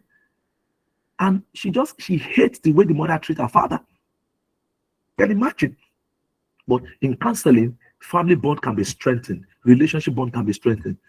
Now, another role of counseling is that professional help for crisis like rebellion, addiction, depression. So this is when the crisis have now become young pepper, scatter, when things have already gone bad. So professional help such as counseling therapy can help to repair the broken walls, to help families to get better. Okay, so let's go on. The next thing I want to talk about now is practical action steps for parents. Practical action steps for parents. Remember, I'm talking about role of counseling in parenting. So I domicile it on the parent because it's from us that our children gain their identity. We are their first role model. We are their first pastor. We are their first teacher. We are their first anything you want to talk about. So practical action step for parents is that first of all, heal your wounds. Heal your wounds first. If there are things you are dealing with, or you or your husband and wife, heal your wound first. Find mentoring relationships. Like our sister said the other time, even some of us as parents, we need mentoring. That's why you see most of the time, first children at the time, the way we raise them is different from the way we raise the second child, the third child. Because most of the time, even biblically and socially, we've seen it, that it's as if first child always have issues. The reason is because every first child is like a guinea pig. It's like a parenting. You're doing trial and error because you have never been a parent before, And so a lot of us also need mentoring. We need counseling. So for parents, find mentoring relationships. Find godly people that have what it takes, that their life is a reflection of what you are looking for. I tell people, man is God's method. And life is life with others. There's nothing you are looking for that is not something similar. It's not with someone that you can learn from. Then you can now draw your own uniqueness or your own unique pattern. Build a parenting support network. These are another practical steps for parents. It says that it takes a village to raise a child. And the kind of globalization we have now, many things and many people are parenting your children. And that's why we need to look for like minds and build a parenting support network where we can all rub minds and rub ideas, share our testimonies, our lows and highs, our failures where we failed, that other people can learn from, and so other people can also guide us and give us necessary moral support. Another one is model the values you want to see. Practical action step for parents. Model the values you want to see. As I said earlier on, children learn more by what they see than what you tell them. And when we do that, it will then stay adaptable. We're in a highly evolving world. During my undergraduate days, they used to tell us in those days that knowledge only lasts for about 5 to 7 years. These days and time, it's like in seconds. So as a parent, we must stay adaptable. You must have an evolution. You must be evolution minded. You must evolve. Parenting evolves. Things are different. When our sister was sharing with us the other time, so those kind of engagements she was having with her children, say, hey, while we are growing up, we tell you act like I did for your parent. But I think it's a good thing because you have children that are expressive, children that can. That's why when they have any issue, they can come. When you are wrong, you admit it to them. There was a day I was driving. I know Lagos Road. If you have ever driven in Lagos, you don't understand what I'm saying. The way people drive in Lagos, the person was guilty, and I was just I was not having it. I was being calm. Then later he came and said, I just snapped. My wife said, calm down. My children were in the car. And I snapped. I said, shut up, get out. Nonsense. I snapped. And one way or the other, I just had in my spirit, Pastor. So I had that. I just calmed down. But I felt that I misbehaved. I didn't serve as a worthy role model for my children at that point in time. And I look at my wife. There's no hiding behind one finger. Babe, I'm sorry. I didn't mean to snap at you. I'm really sorry. I didn't allow my emotions get better of me. And I look back at my children in the back seat. They all cringed because they never seen me snap like that, react in a public place like that. I said, children, I'm sorry. I guess a lot of things going on in my head. We call it emotional taking emotional responsibility, being vulnerable. I'm sorry. That was not a good way to have reacted. In fact, what the man did was bad. I was wronged. I felt cheated. I felt hurt, but it could have been a better way I could have reacted. So I showed them my humanity. That it's okay to be human. It's okay to err, but it's much more important to take responsibility. Parenting evolves. That's a way of teaching my children. That was a parenting module 101 there. So that when they make mistake, they can, okay, fine, I can come back. And if my dad could come back and be vulnerable, there's nothing big deal to say I'm sorry and hold up to my mistake and take responsibility. So you must stay adaptable. The way I was raised, my father would never say, I'm sorry, never. He would never say that. How will he say that to you, his own children? He won't do that. So we must stay adaptable because parenting evolves. And as I close with this, I just want to mark this. Counseling plus mentoring together, just as our sister has shared with us. Counseling equals healing plus tools. It provides guidance for healing and tools. Mentoring provides guidance and wisdom. So together, you have balanced, effective, confident parenting. Parents that have been counseled, that have gone for therapy, or have gone for necessary thing, whatever it takes to be the best version of themselves, and they've gotten the necessary tools, plus mentoring, as we were taught earlier, that provides guidance, because there's nowhere you are going that somebody have not been before. Mentoring provides guidance and wisdom. So if you have mentoring and counseling together, it gives you a balanced, effective, and confident parenting. So these are the reflection questions. I would have loved to us talk about it, but taking a clip from what my sister did that time, I saw a lot of us just want to keep quiet. But I'll just leave these reflection questions before I take a bow, so that I can hand over to Coach Esther. What current challenges? I want you to reflect this in your heart. I want you to look at this critically. I want you to let's be true with ourselves. What current challenges in parenting could counseling help you with? What current challenges? It could be in your marriage, your relationship. It could even be in your relationship with your own parents. And the transfer of that bitterness and aggression. I'm sorry for taking time. There was a time, and I told my wife, her father left the mother and the sibling when she was 2 years of age. And she was having health issues. My wife was having health issues. We prayed, we bind the devil, we bind demon. There's nothing we didn't bind. Everything that bindable. We went to the hospital. She was been going to hospital since specialist, since our undergraduate days when I met her. Now we started pastoring the church. She was still having this issue. I've been a demon. You think we'll go after some to come back again? Serious health issue. Until one day she met somebody, a coach, a psychologist that could help her process what was going on. It was then I also came into the line of therapy and whatever. But then I was still undergoing training. So she went and she came back and discovered that it was the issue of her absentee father locked up in her subconscious. Because what they call correlates. Whatever impacts you psychologically eventually will impact you physiologically. Whatever impacts you physiologically will eventually affect you psychologically. So they work hand in hand. I was not discussing that because of that gap, that lack of a father figure, that childhood pain that they'll do prize giving, everybody's coming with their parents, but our father is not there, nobody has not paid school fees, neither and the son. All those childhood wound of the father, that our father was not present in our life growing up, locked up in our subconscious, was triggering heart issues, blood issue, health issues. And after that coaching session and therapy engagement, she was told, okay, is your dad still alive? Do you want to have a conversation with him? They called the man. As of that time, the man was already in his 70s. And they had a conversation. The man eventually broke down and they reconciled. And do you know the funny thing? The thing my wife and I have been going to hospital for, in less than a few months down the line, everything vanished. And practically vanished. Health issues vanished. Why? Because that was a current challenge in our own life. It even impacted our own life. In our marriage, there are things that I just go, why is my wife behaving this? Why is she doing that? Why is she give it to herself? Subconsciously, those things was buried in our subconscious, imparted, because 85% of what you do is influenced from your subconscious. And at the end of the day, after that closure with her father, having that conversation, they had a family meeting. Now they are in good terms now. The man was absent for the better part of her life. She's in her 40s now. And the father left when she was 2. And what I'm talking about happened maybe about 5 years or 7 years ago. Not about 5 years ago. You see, there are current challenges you are going through that is impacting on your parenting that you may need counseling or therapy for, or coaching for. Some men find it difficult to be able to achieve their goals. Maybe while you are growing up, nobody ever encourage you, nobody ever affirm you, nobody ever validates you. And that's why you feel you're not good enough. And it's impacting on even your financial life now. And because your finances is low, it's impacting your relationship with your wife. And because it's impacting your relationship with your wife, your children they are not having the best of life, and it's affecting them. What current challenges in parenting could counseling help you with? I've talked about your personal life.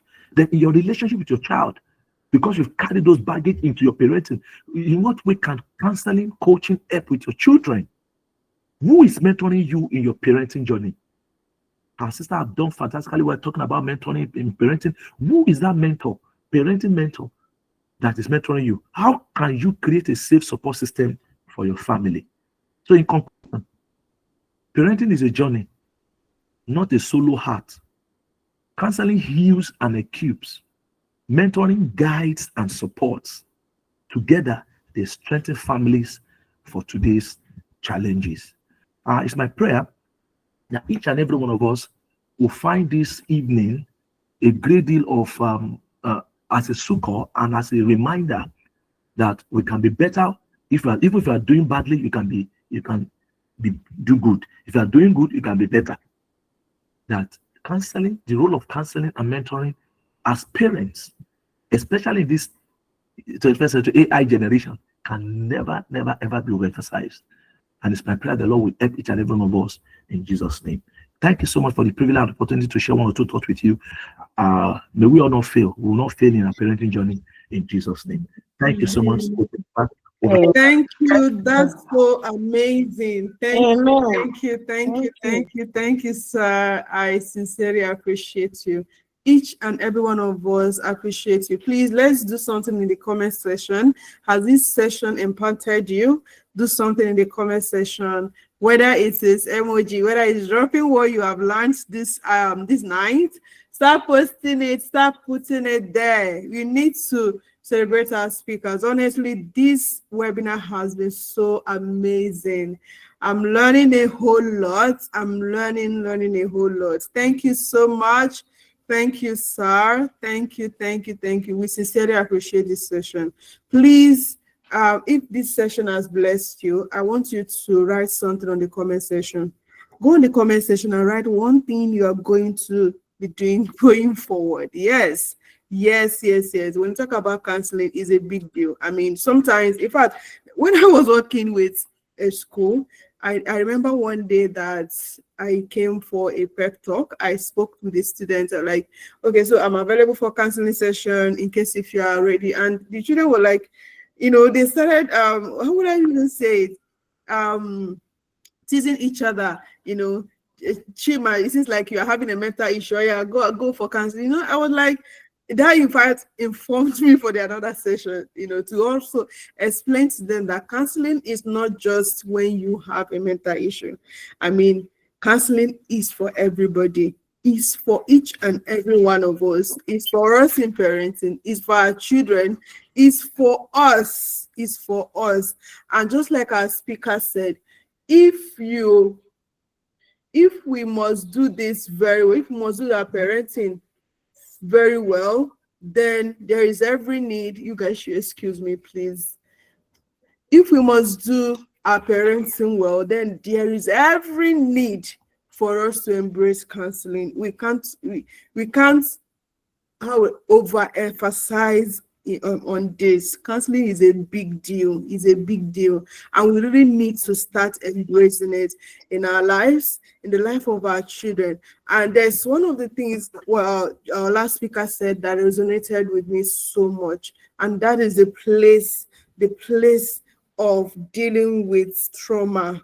He said something that the brain registers trauma. It registered anything that touches the emotional aspect of our being. The brain carries it, and it shows itself.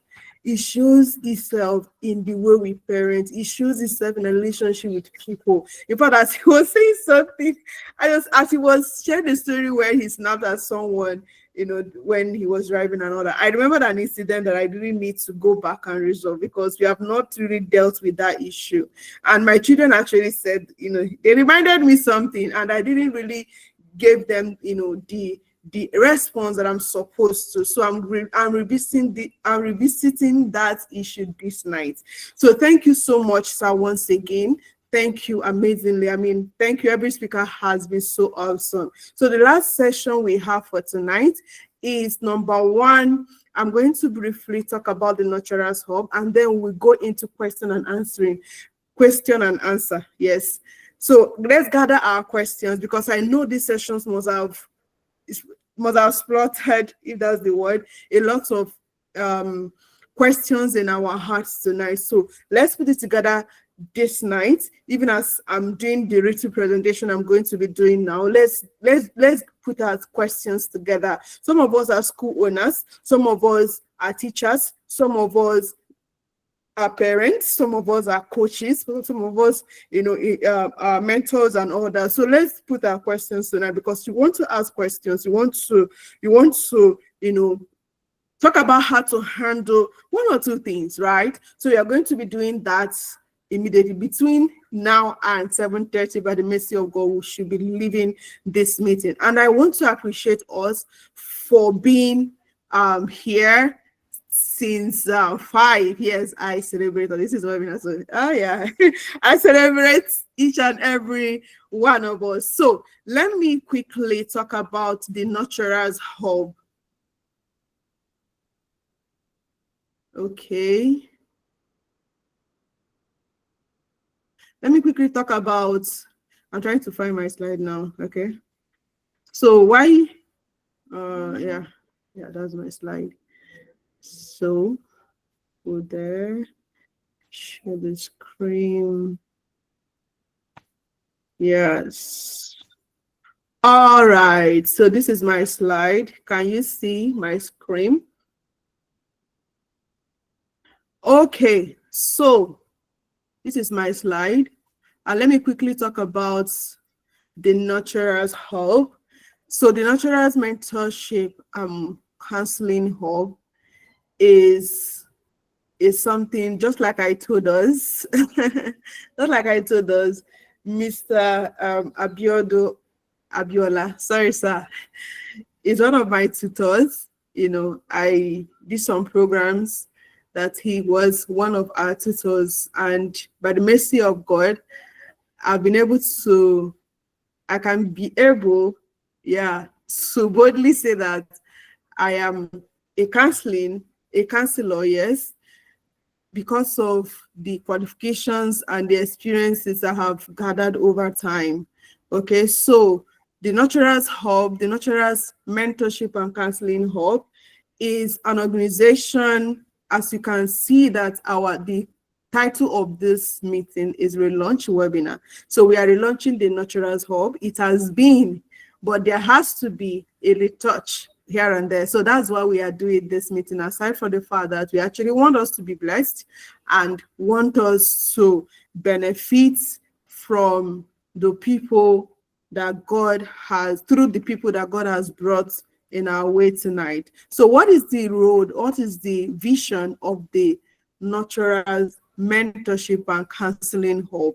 It's a safe space, is a safe supporting space committed to empowering adolescents and young ladies to embrace their true identity, healing emotional wounds, and to build strong self-esteem. So we provide supportive mentorship, therapeutic counseling, and faith-based emotional guidance to help young people grow into confidence, purpose-driven people. All right. The heart of what we do is to help young people and young ladies to not just, be guided to become all that God has positioned them to be, but to also help them heal emotional wound, as well as build a healthy self-esteem. We all know that self-esteem is a very big issue. Is a very, very big issue. Any child that is struggling with their self-esteem and confidence can go any length to make sure that they belong, to make sure that they fit into what is happening in their life. Okay, yeah. Okay, so Our vision statement this year, we want to see a generation of adolescents and young ladies who are recognizing their uniqueness, embracing their personal worth and values by nurturing high self-esteem. So one of the vision we have is to help young people and young ladies. You will soon understand why the young ladies is pronounced there.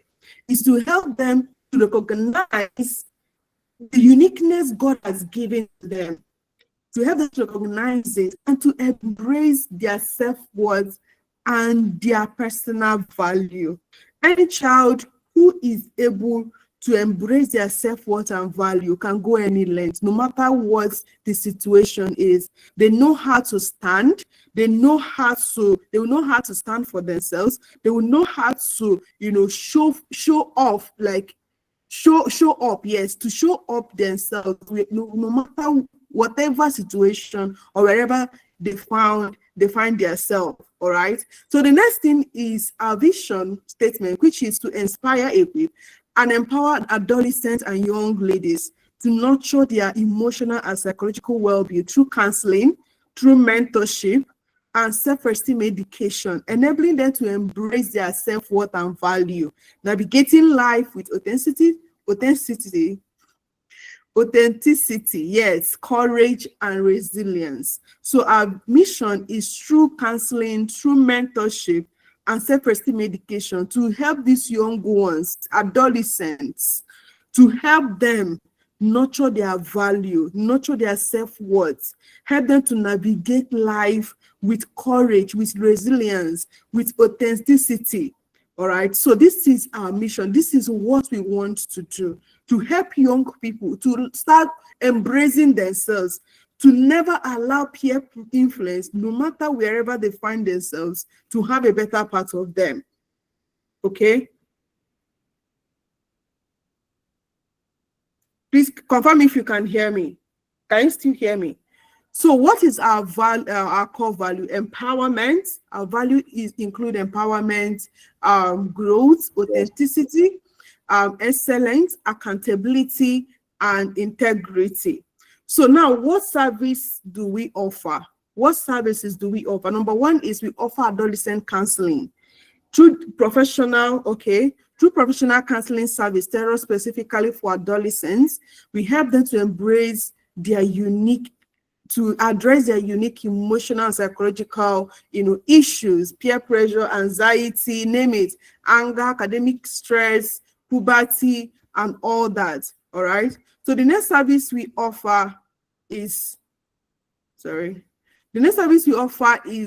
self-esteem and identity service. This is one core reason, one of our core.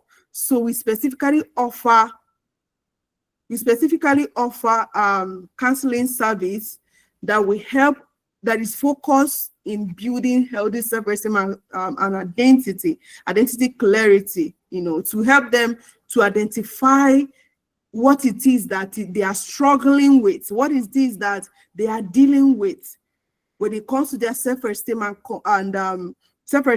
confidence. What is it that they are struggling with? So with that, we can help them to start embracing who they are. And this is, in diverse form, through assessments and everything. We'll be able to help them to recognize what area of their lives they are struggling with and how to go about them. So the next thing we also offer is father absence therapy. Now, through this father absence therapy, this is specifically for ladies who grew up without father involvement. All right. From my story, and I so much appreciate our speaker for referencing that of the story of her wife. I mean, that's so phenomenal. That's so amazing. And until we start recognizing the effect of this in our lives, it will keep holding us bound. It will keep detecting the relationship we keep, the way we live our lives and everything. So in Nurturers mentorship and counseling, we offer father absence therapy. We'll help you to walk you through 5 framework that will help you to onboarding this and settle the issue of father absence in your life. And sometimes father absence is not really when the father is not there, or when the father leaves the home. Most of the time it could be that the man is there, but there's encounters that you have with him as a lady that is actually detecting the way you are living your life, and this trauma is almost like detecting every other thing you are doing in your life. So we offer that service as well. So the other services we offer include one-on-one teenage counseling, mentorship. Yes, one-on-one teenage mentorship, which could be 3 months or 6 months, depending what your goal is. We also offer okay, so I'm sorry, I think there's a mistake somewhere.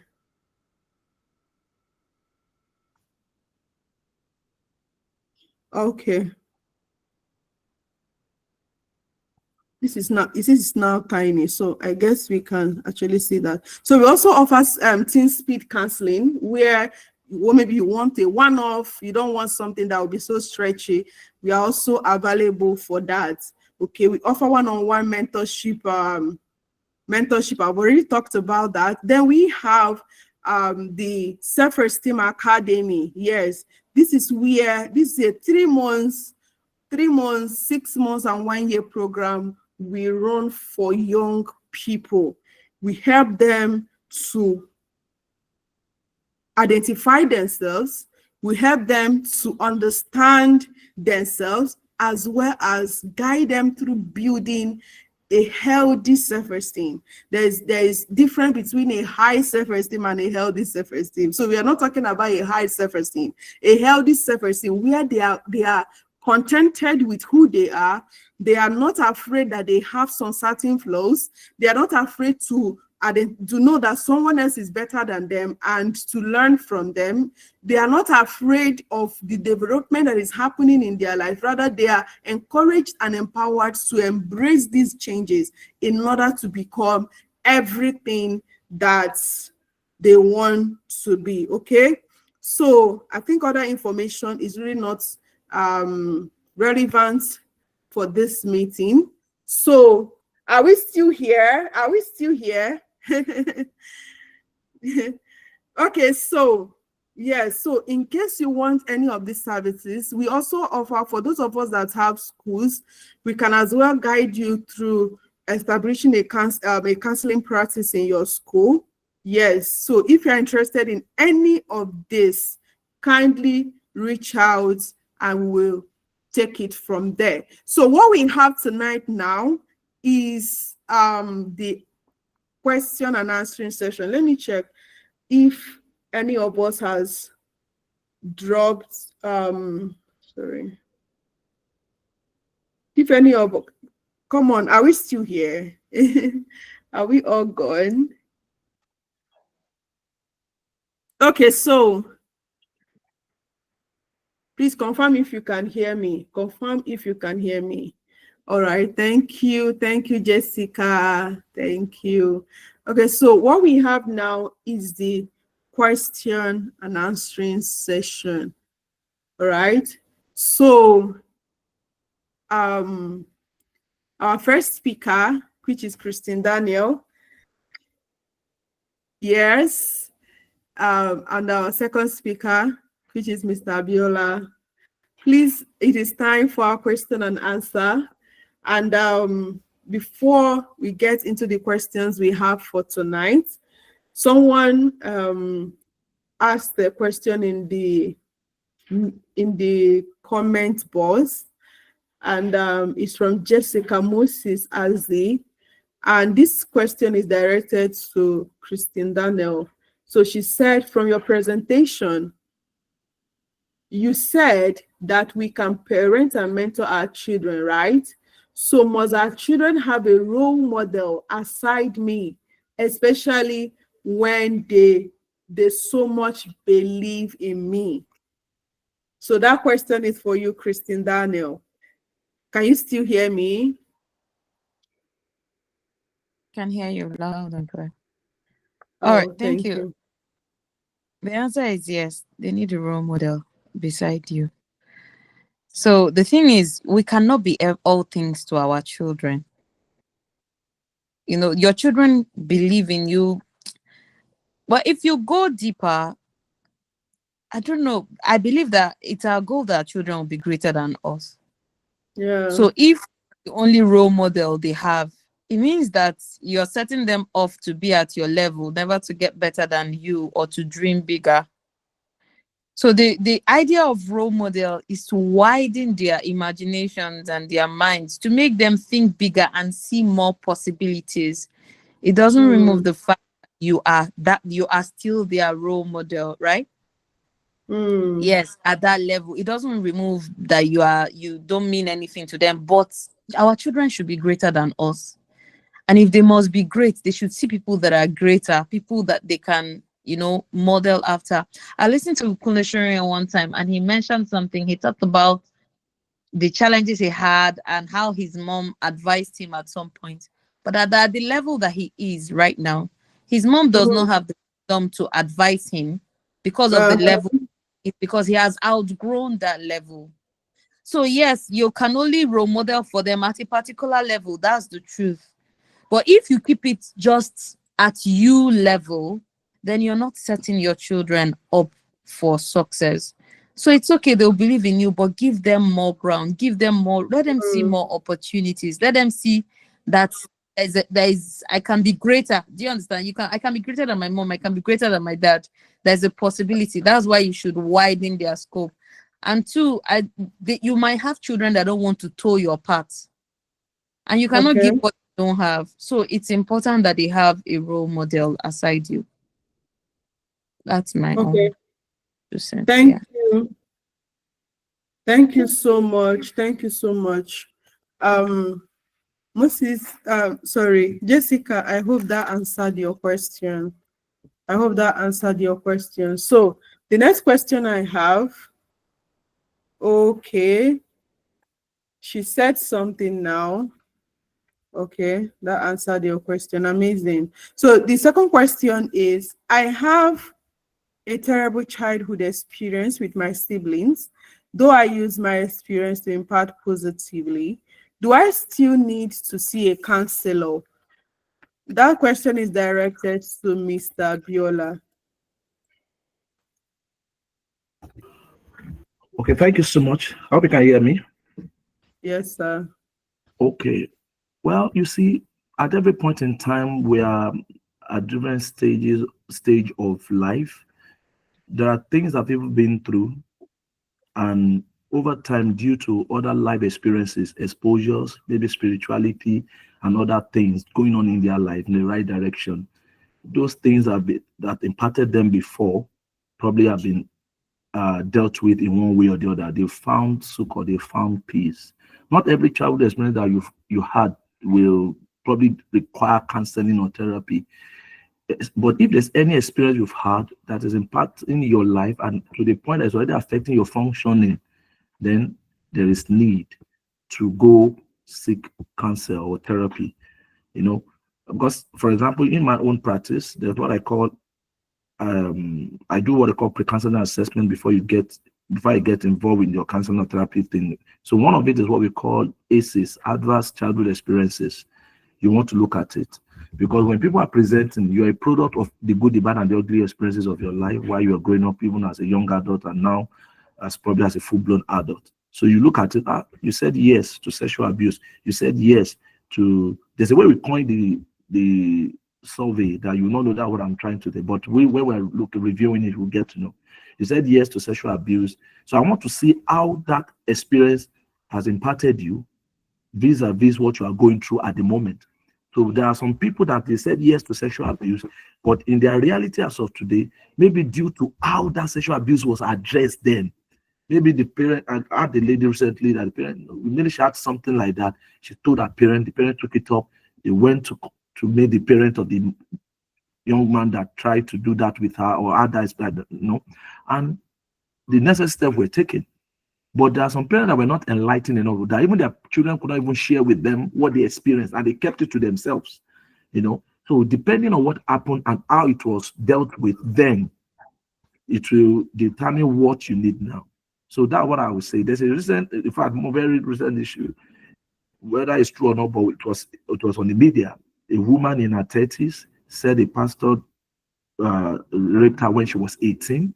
And people were saying that was over 20 years ago. What do you mean by that? And what led to that thing was because she was having issues, episodes in her relationship, in her marriage now, that warranted her going to see a counselor. It was affecting her functioning in one way or the other, whether in marriage, whether in her sex life with her husband, or in her dealing with her children, in whatever form. And that was what led her to see a therapist, and eventually led to her confronting her, at least alleged offender or predator. So for me, if it's not impacting your life now, but if there's any reason for you to doubt the way you are behaving or some things happening to you, there's nothing bad in going. Counseling is not needed only for what's it called, for issues that happen in your past. Just like you go for medical checkup, go for mental assessment. There's no big deal in that. Just like, okay, I've not done my medical checkup in the last 6 months or 1 year, maybe once in a year. And from there, from the assessment and the dealings with the counselor or therapist, you will know whether you need further evaluation or further engagement. So that's what I would say to that. I hope that helps.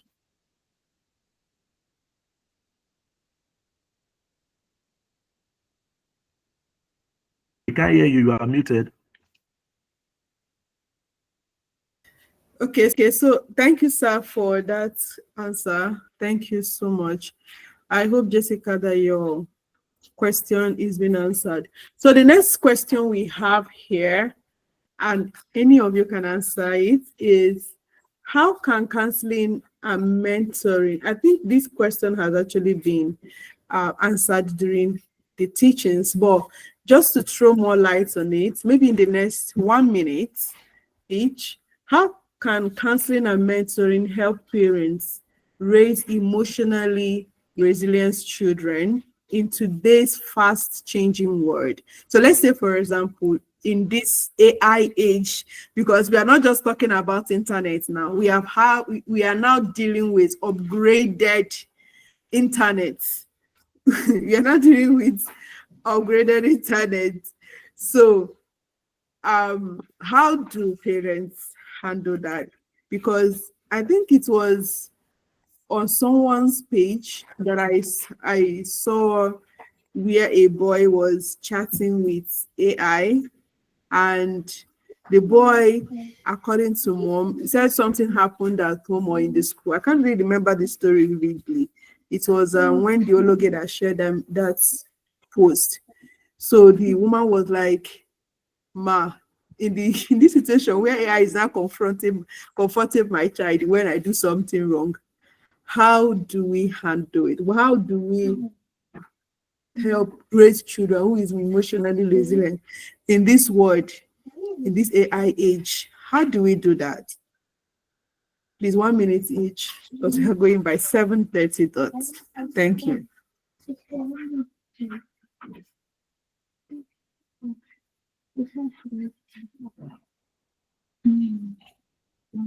Christine Daniel, please. 1 minute each.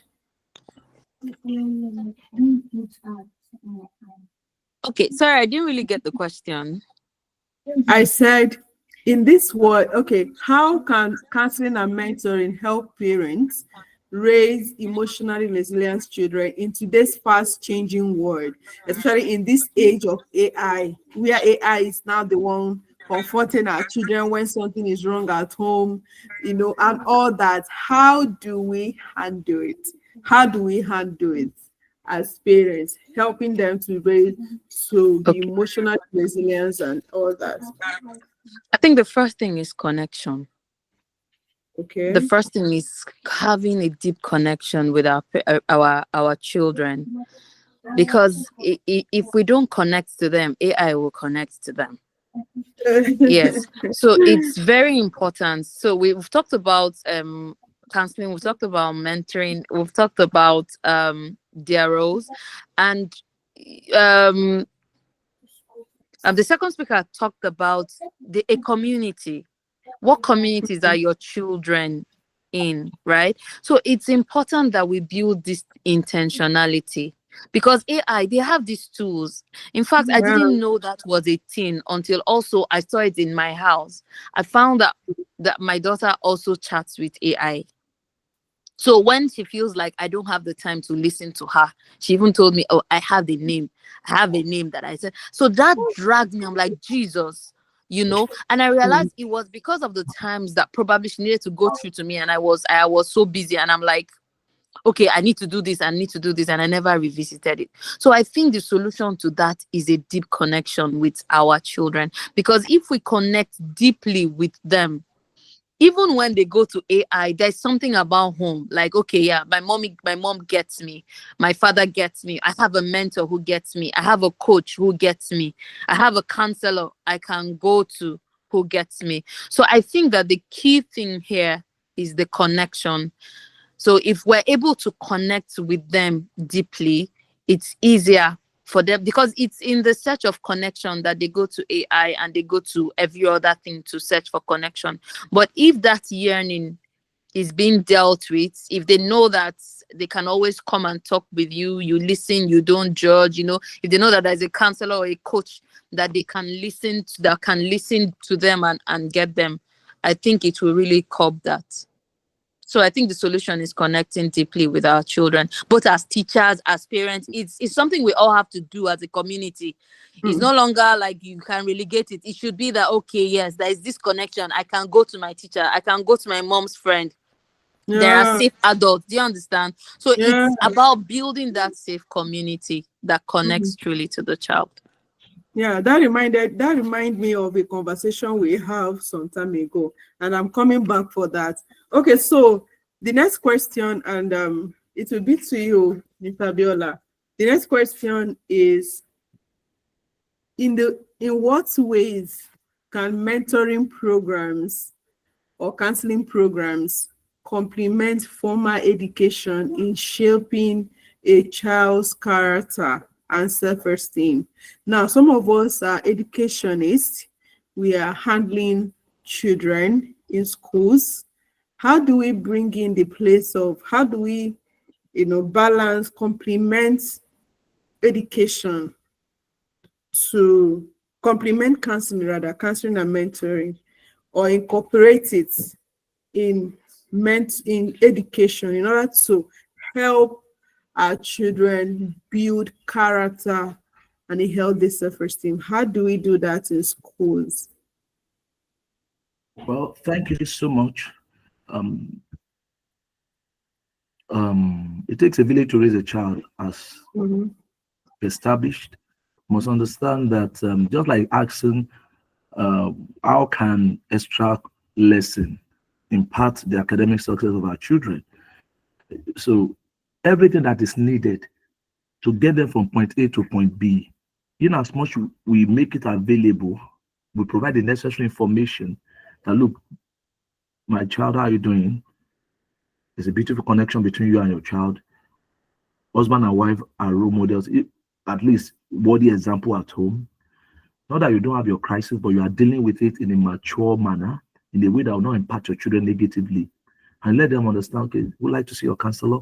You also championing the cause of mentors, counselors, and whatever.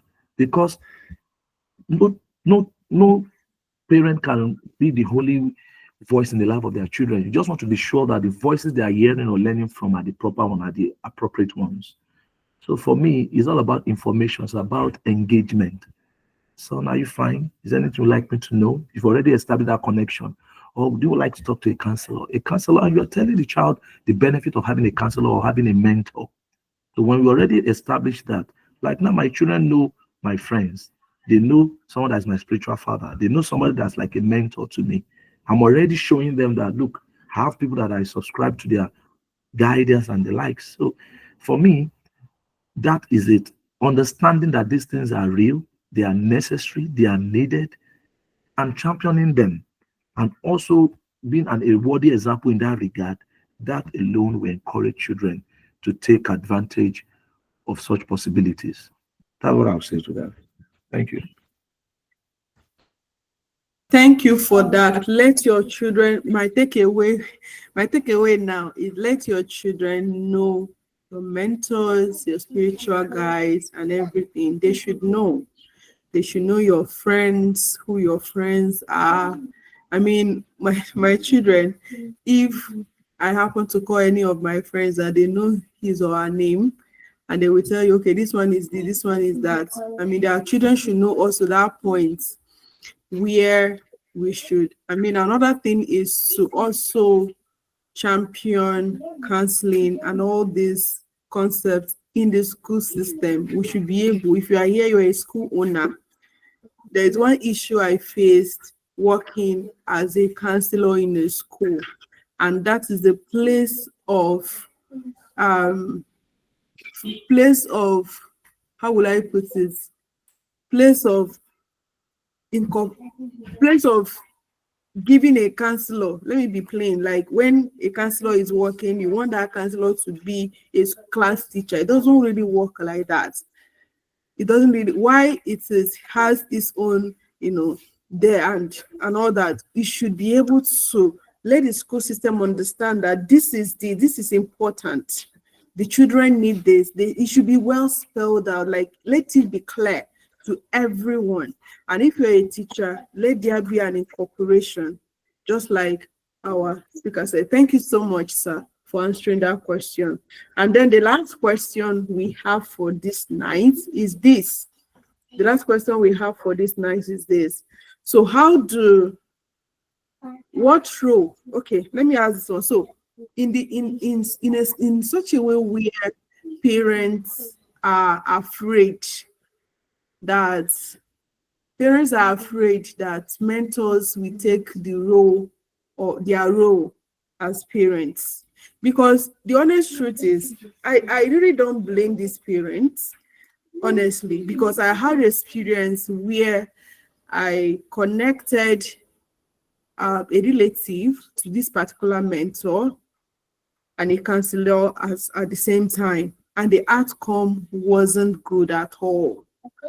The outcome wasn't good at all. So how do parents make sure that they are really connecting their children to counselors and mentors who uphold values that they really want to incorporate in the life or inculcate in the life of their children, or who is there to support whatever it is that they are doing at home? Because that's an issue you get. So how do parents do that?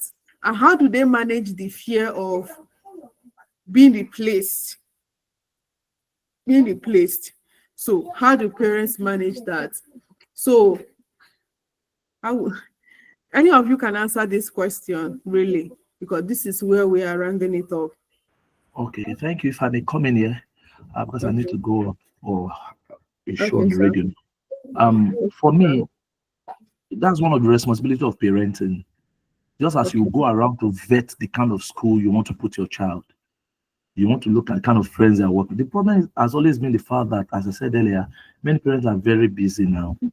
Father is busy, mother is busy. Nobody is looking out for the children. Just leave them to the school teachers, to your caregivers and the likes. If my child is going to have a mentor, I need to know who the mentor is. Is my response. Just I don't take my child to any doctor without knowing that hospital, without being comfortable. And if I go to see a doctor and I'm not comfortable with the way he's handling my child, okay, I have the right to look for someone else. So that's where, as my older sister said, it's important that you connect with our child or with our children. Our children will tell us things if we connect with them. I don't like the way this teacher is teaching us. I don't like the way. So in church, something happened in church recently in my own family, and the person was asking her to come and join one thing, and we felt that was awkward. She was able to tell us. So I support mentorship. I support counseling. I'm going to vet the counselor that I'm going to take my child to. I'm going to vet the that my child is going to be exposed to. And if probably she was attached maybe in school, I want to go read the profile. I want to ask questions from the school. Why this particular mentor?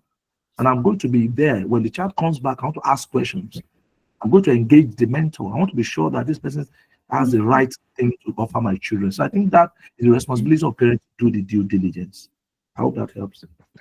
Yeah, thank you so much. Thank you, thank you. Christy, want to add something? Yeah, just to add to what he said, another challenge we have is the fact that sometimes parents want to relegate the duty. You get a good counselor, a good mentor, and boom, you just leave your own part of the work. A mentor or a counselor is not meant to replace you as a Mhm. parent.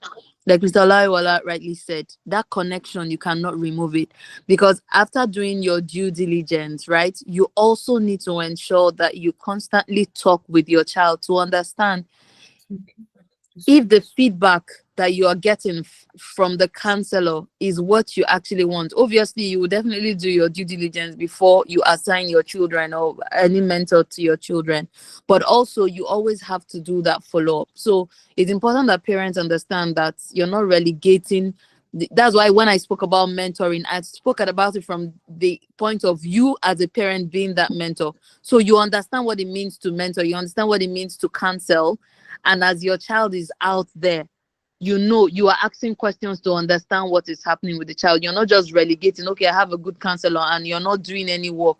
The child, Mm, the counselor or the mentor will definitely take your place.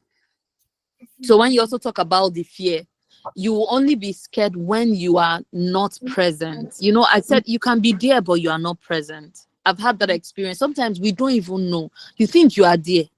That's why it's important you talk with your children to get feedback, because you can be present and yet you're not present. You're in the house, but you're not present. You're not connecting with them. So when you don't connect with them, honestly, they are going to go. AI will take them. Their mentors and every other thing will be because anybody they are comfortable with, they've gone with that person. So instead yeah. of being scared, yes, of them, you know that they need mentors, but make sure that your space as that parent is nobody's taking it away from you. Nobody's Yeah. taking it away from you. So your part as a parent is covered.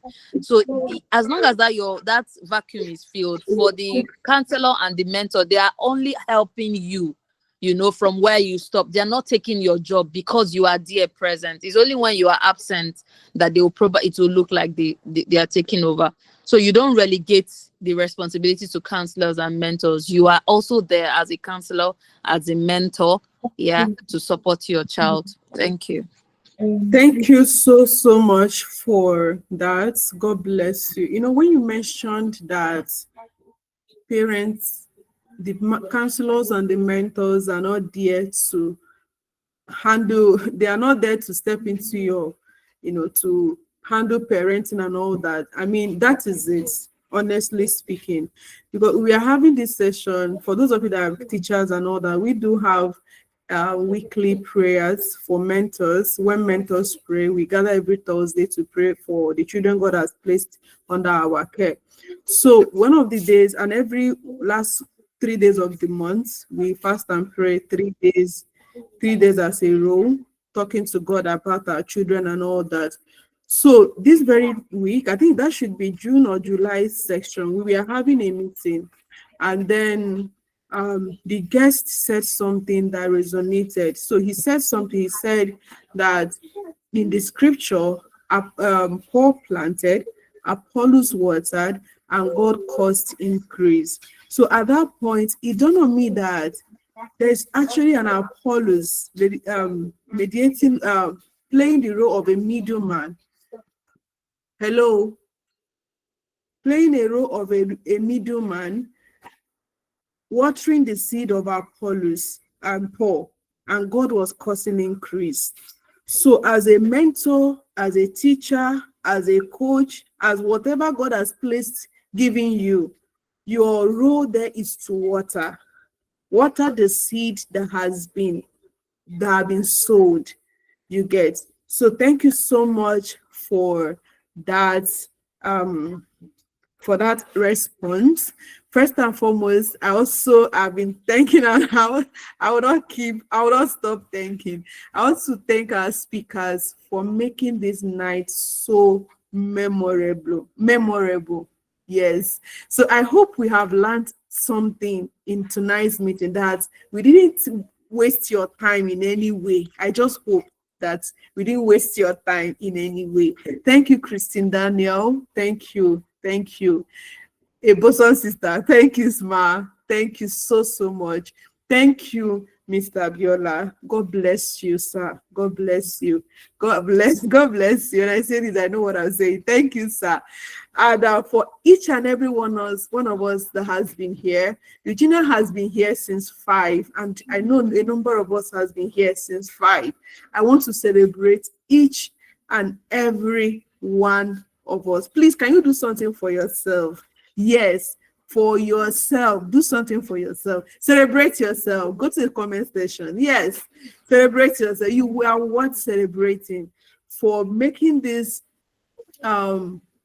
contribution to yourself. I mean, you could have been somewhere else, right? But you are here. I want to celebrate you especially for being here. God bless you too. So if there's any other question you want us to address, good and fine, post it on the comments on the general group, post it there. And then another thing is thank you so much. Then thank you, ma'am. So then another thing is, if in any way you want to reach out to Christine Daniel, or you want to reach out to Mr. Abiola, just send me a message on WhatsApp. I will drop their contacts with you. Okay, thank you once again, everyone. We had an awesome night. And what I shared about the counseling and mentoring hub, there is a program that will be coming up. I'll be posting it in the group in case you're interested. And if you are, and thank you so much, and seeing our comments. And if you are a school owner, and you really want to do this counseling thing very well, yes, also reach out. I will guide you. I will help you put things in place. Even if it is not, if you are the one who wants to do it, I can guide you through it. Okay. Thank you so much, everyone. Thank you, Gina. Thank you, Maureen. Thank you, Speaker, Mr. Abiola. Thank you, Jessica. Thank you, Chiamaka. Thank you, Christine Daniel, and everyone else. I'm not seeing everyone's name, so that's why I'm just okay. Thank you, Atinuke. I'm not so good in pronouncing Yoruba name, so thank you, everyone that joined. I'm finding it difficult to see everybody's name. Thank you, everyone. So here we call it a night. Thank you. Let me stop our recording. So we have a record of this meeting. We have a record of this meeting.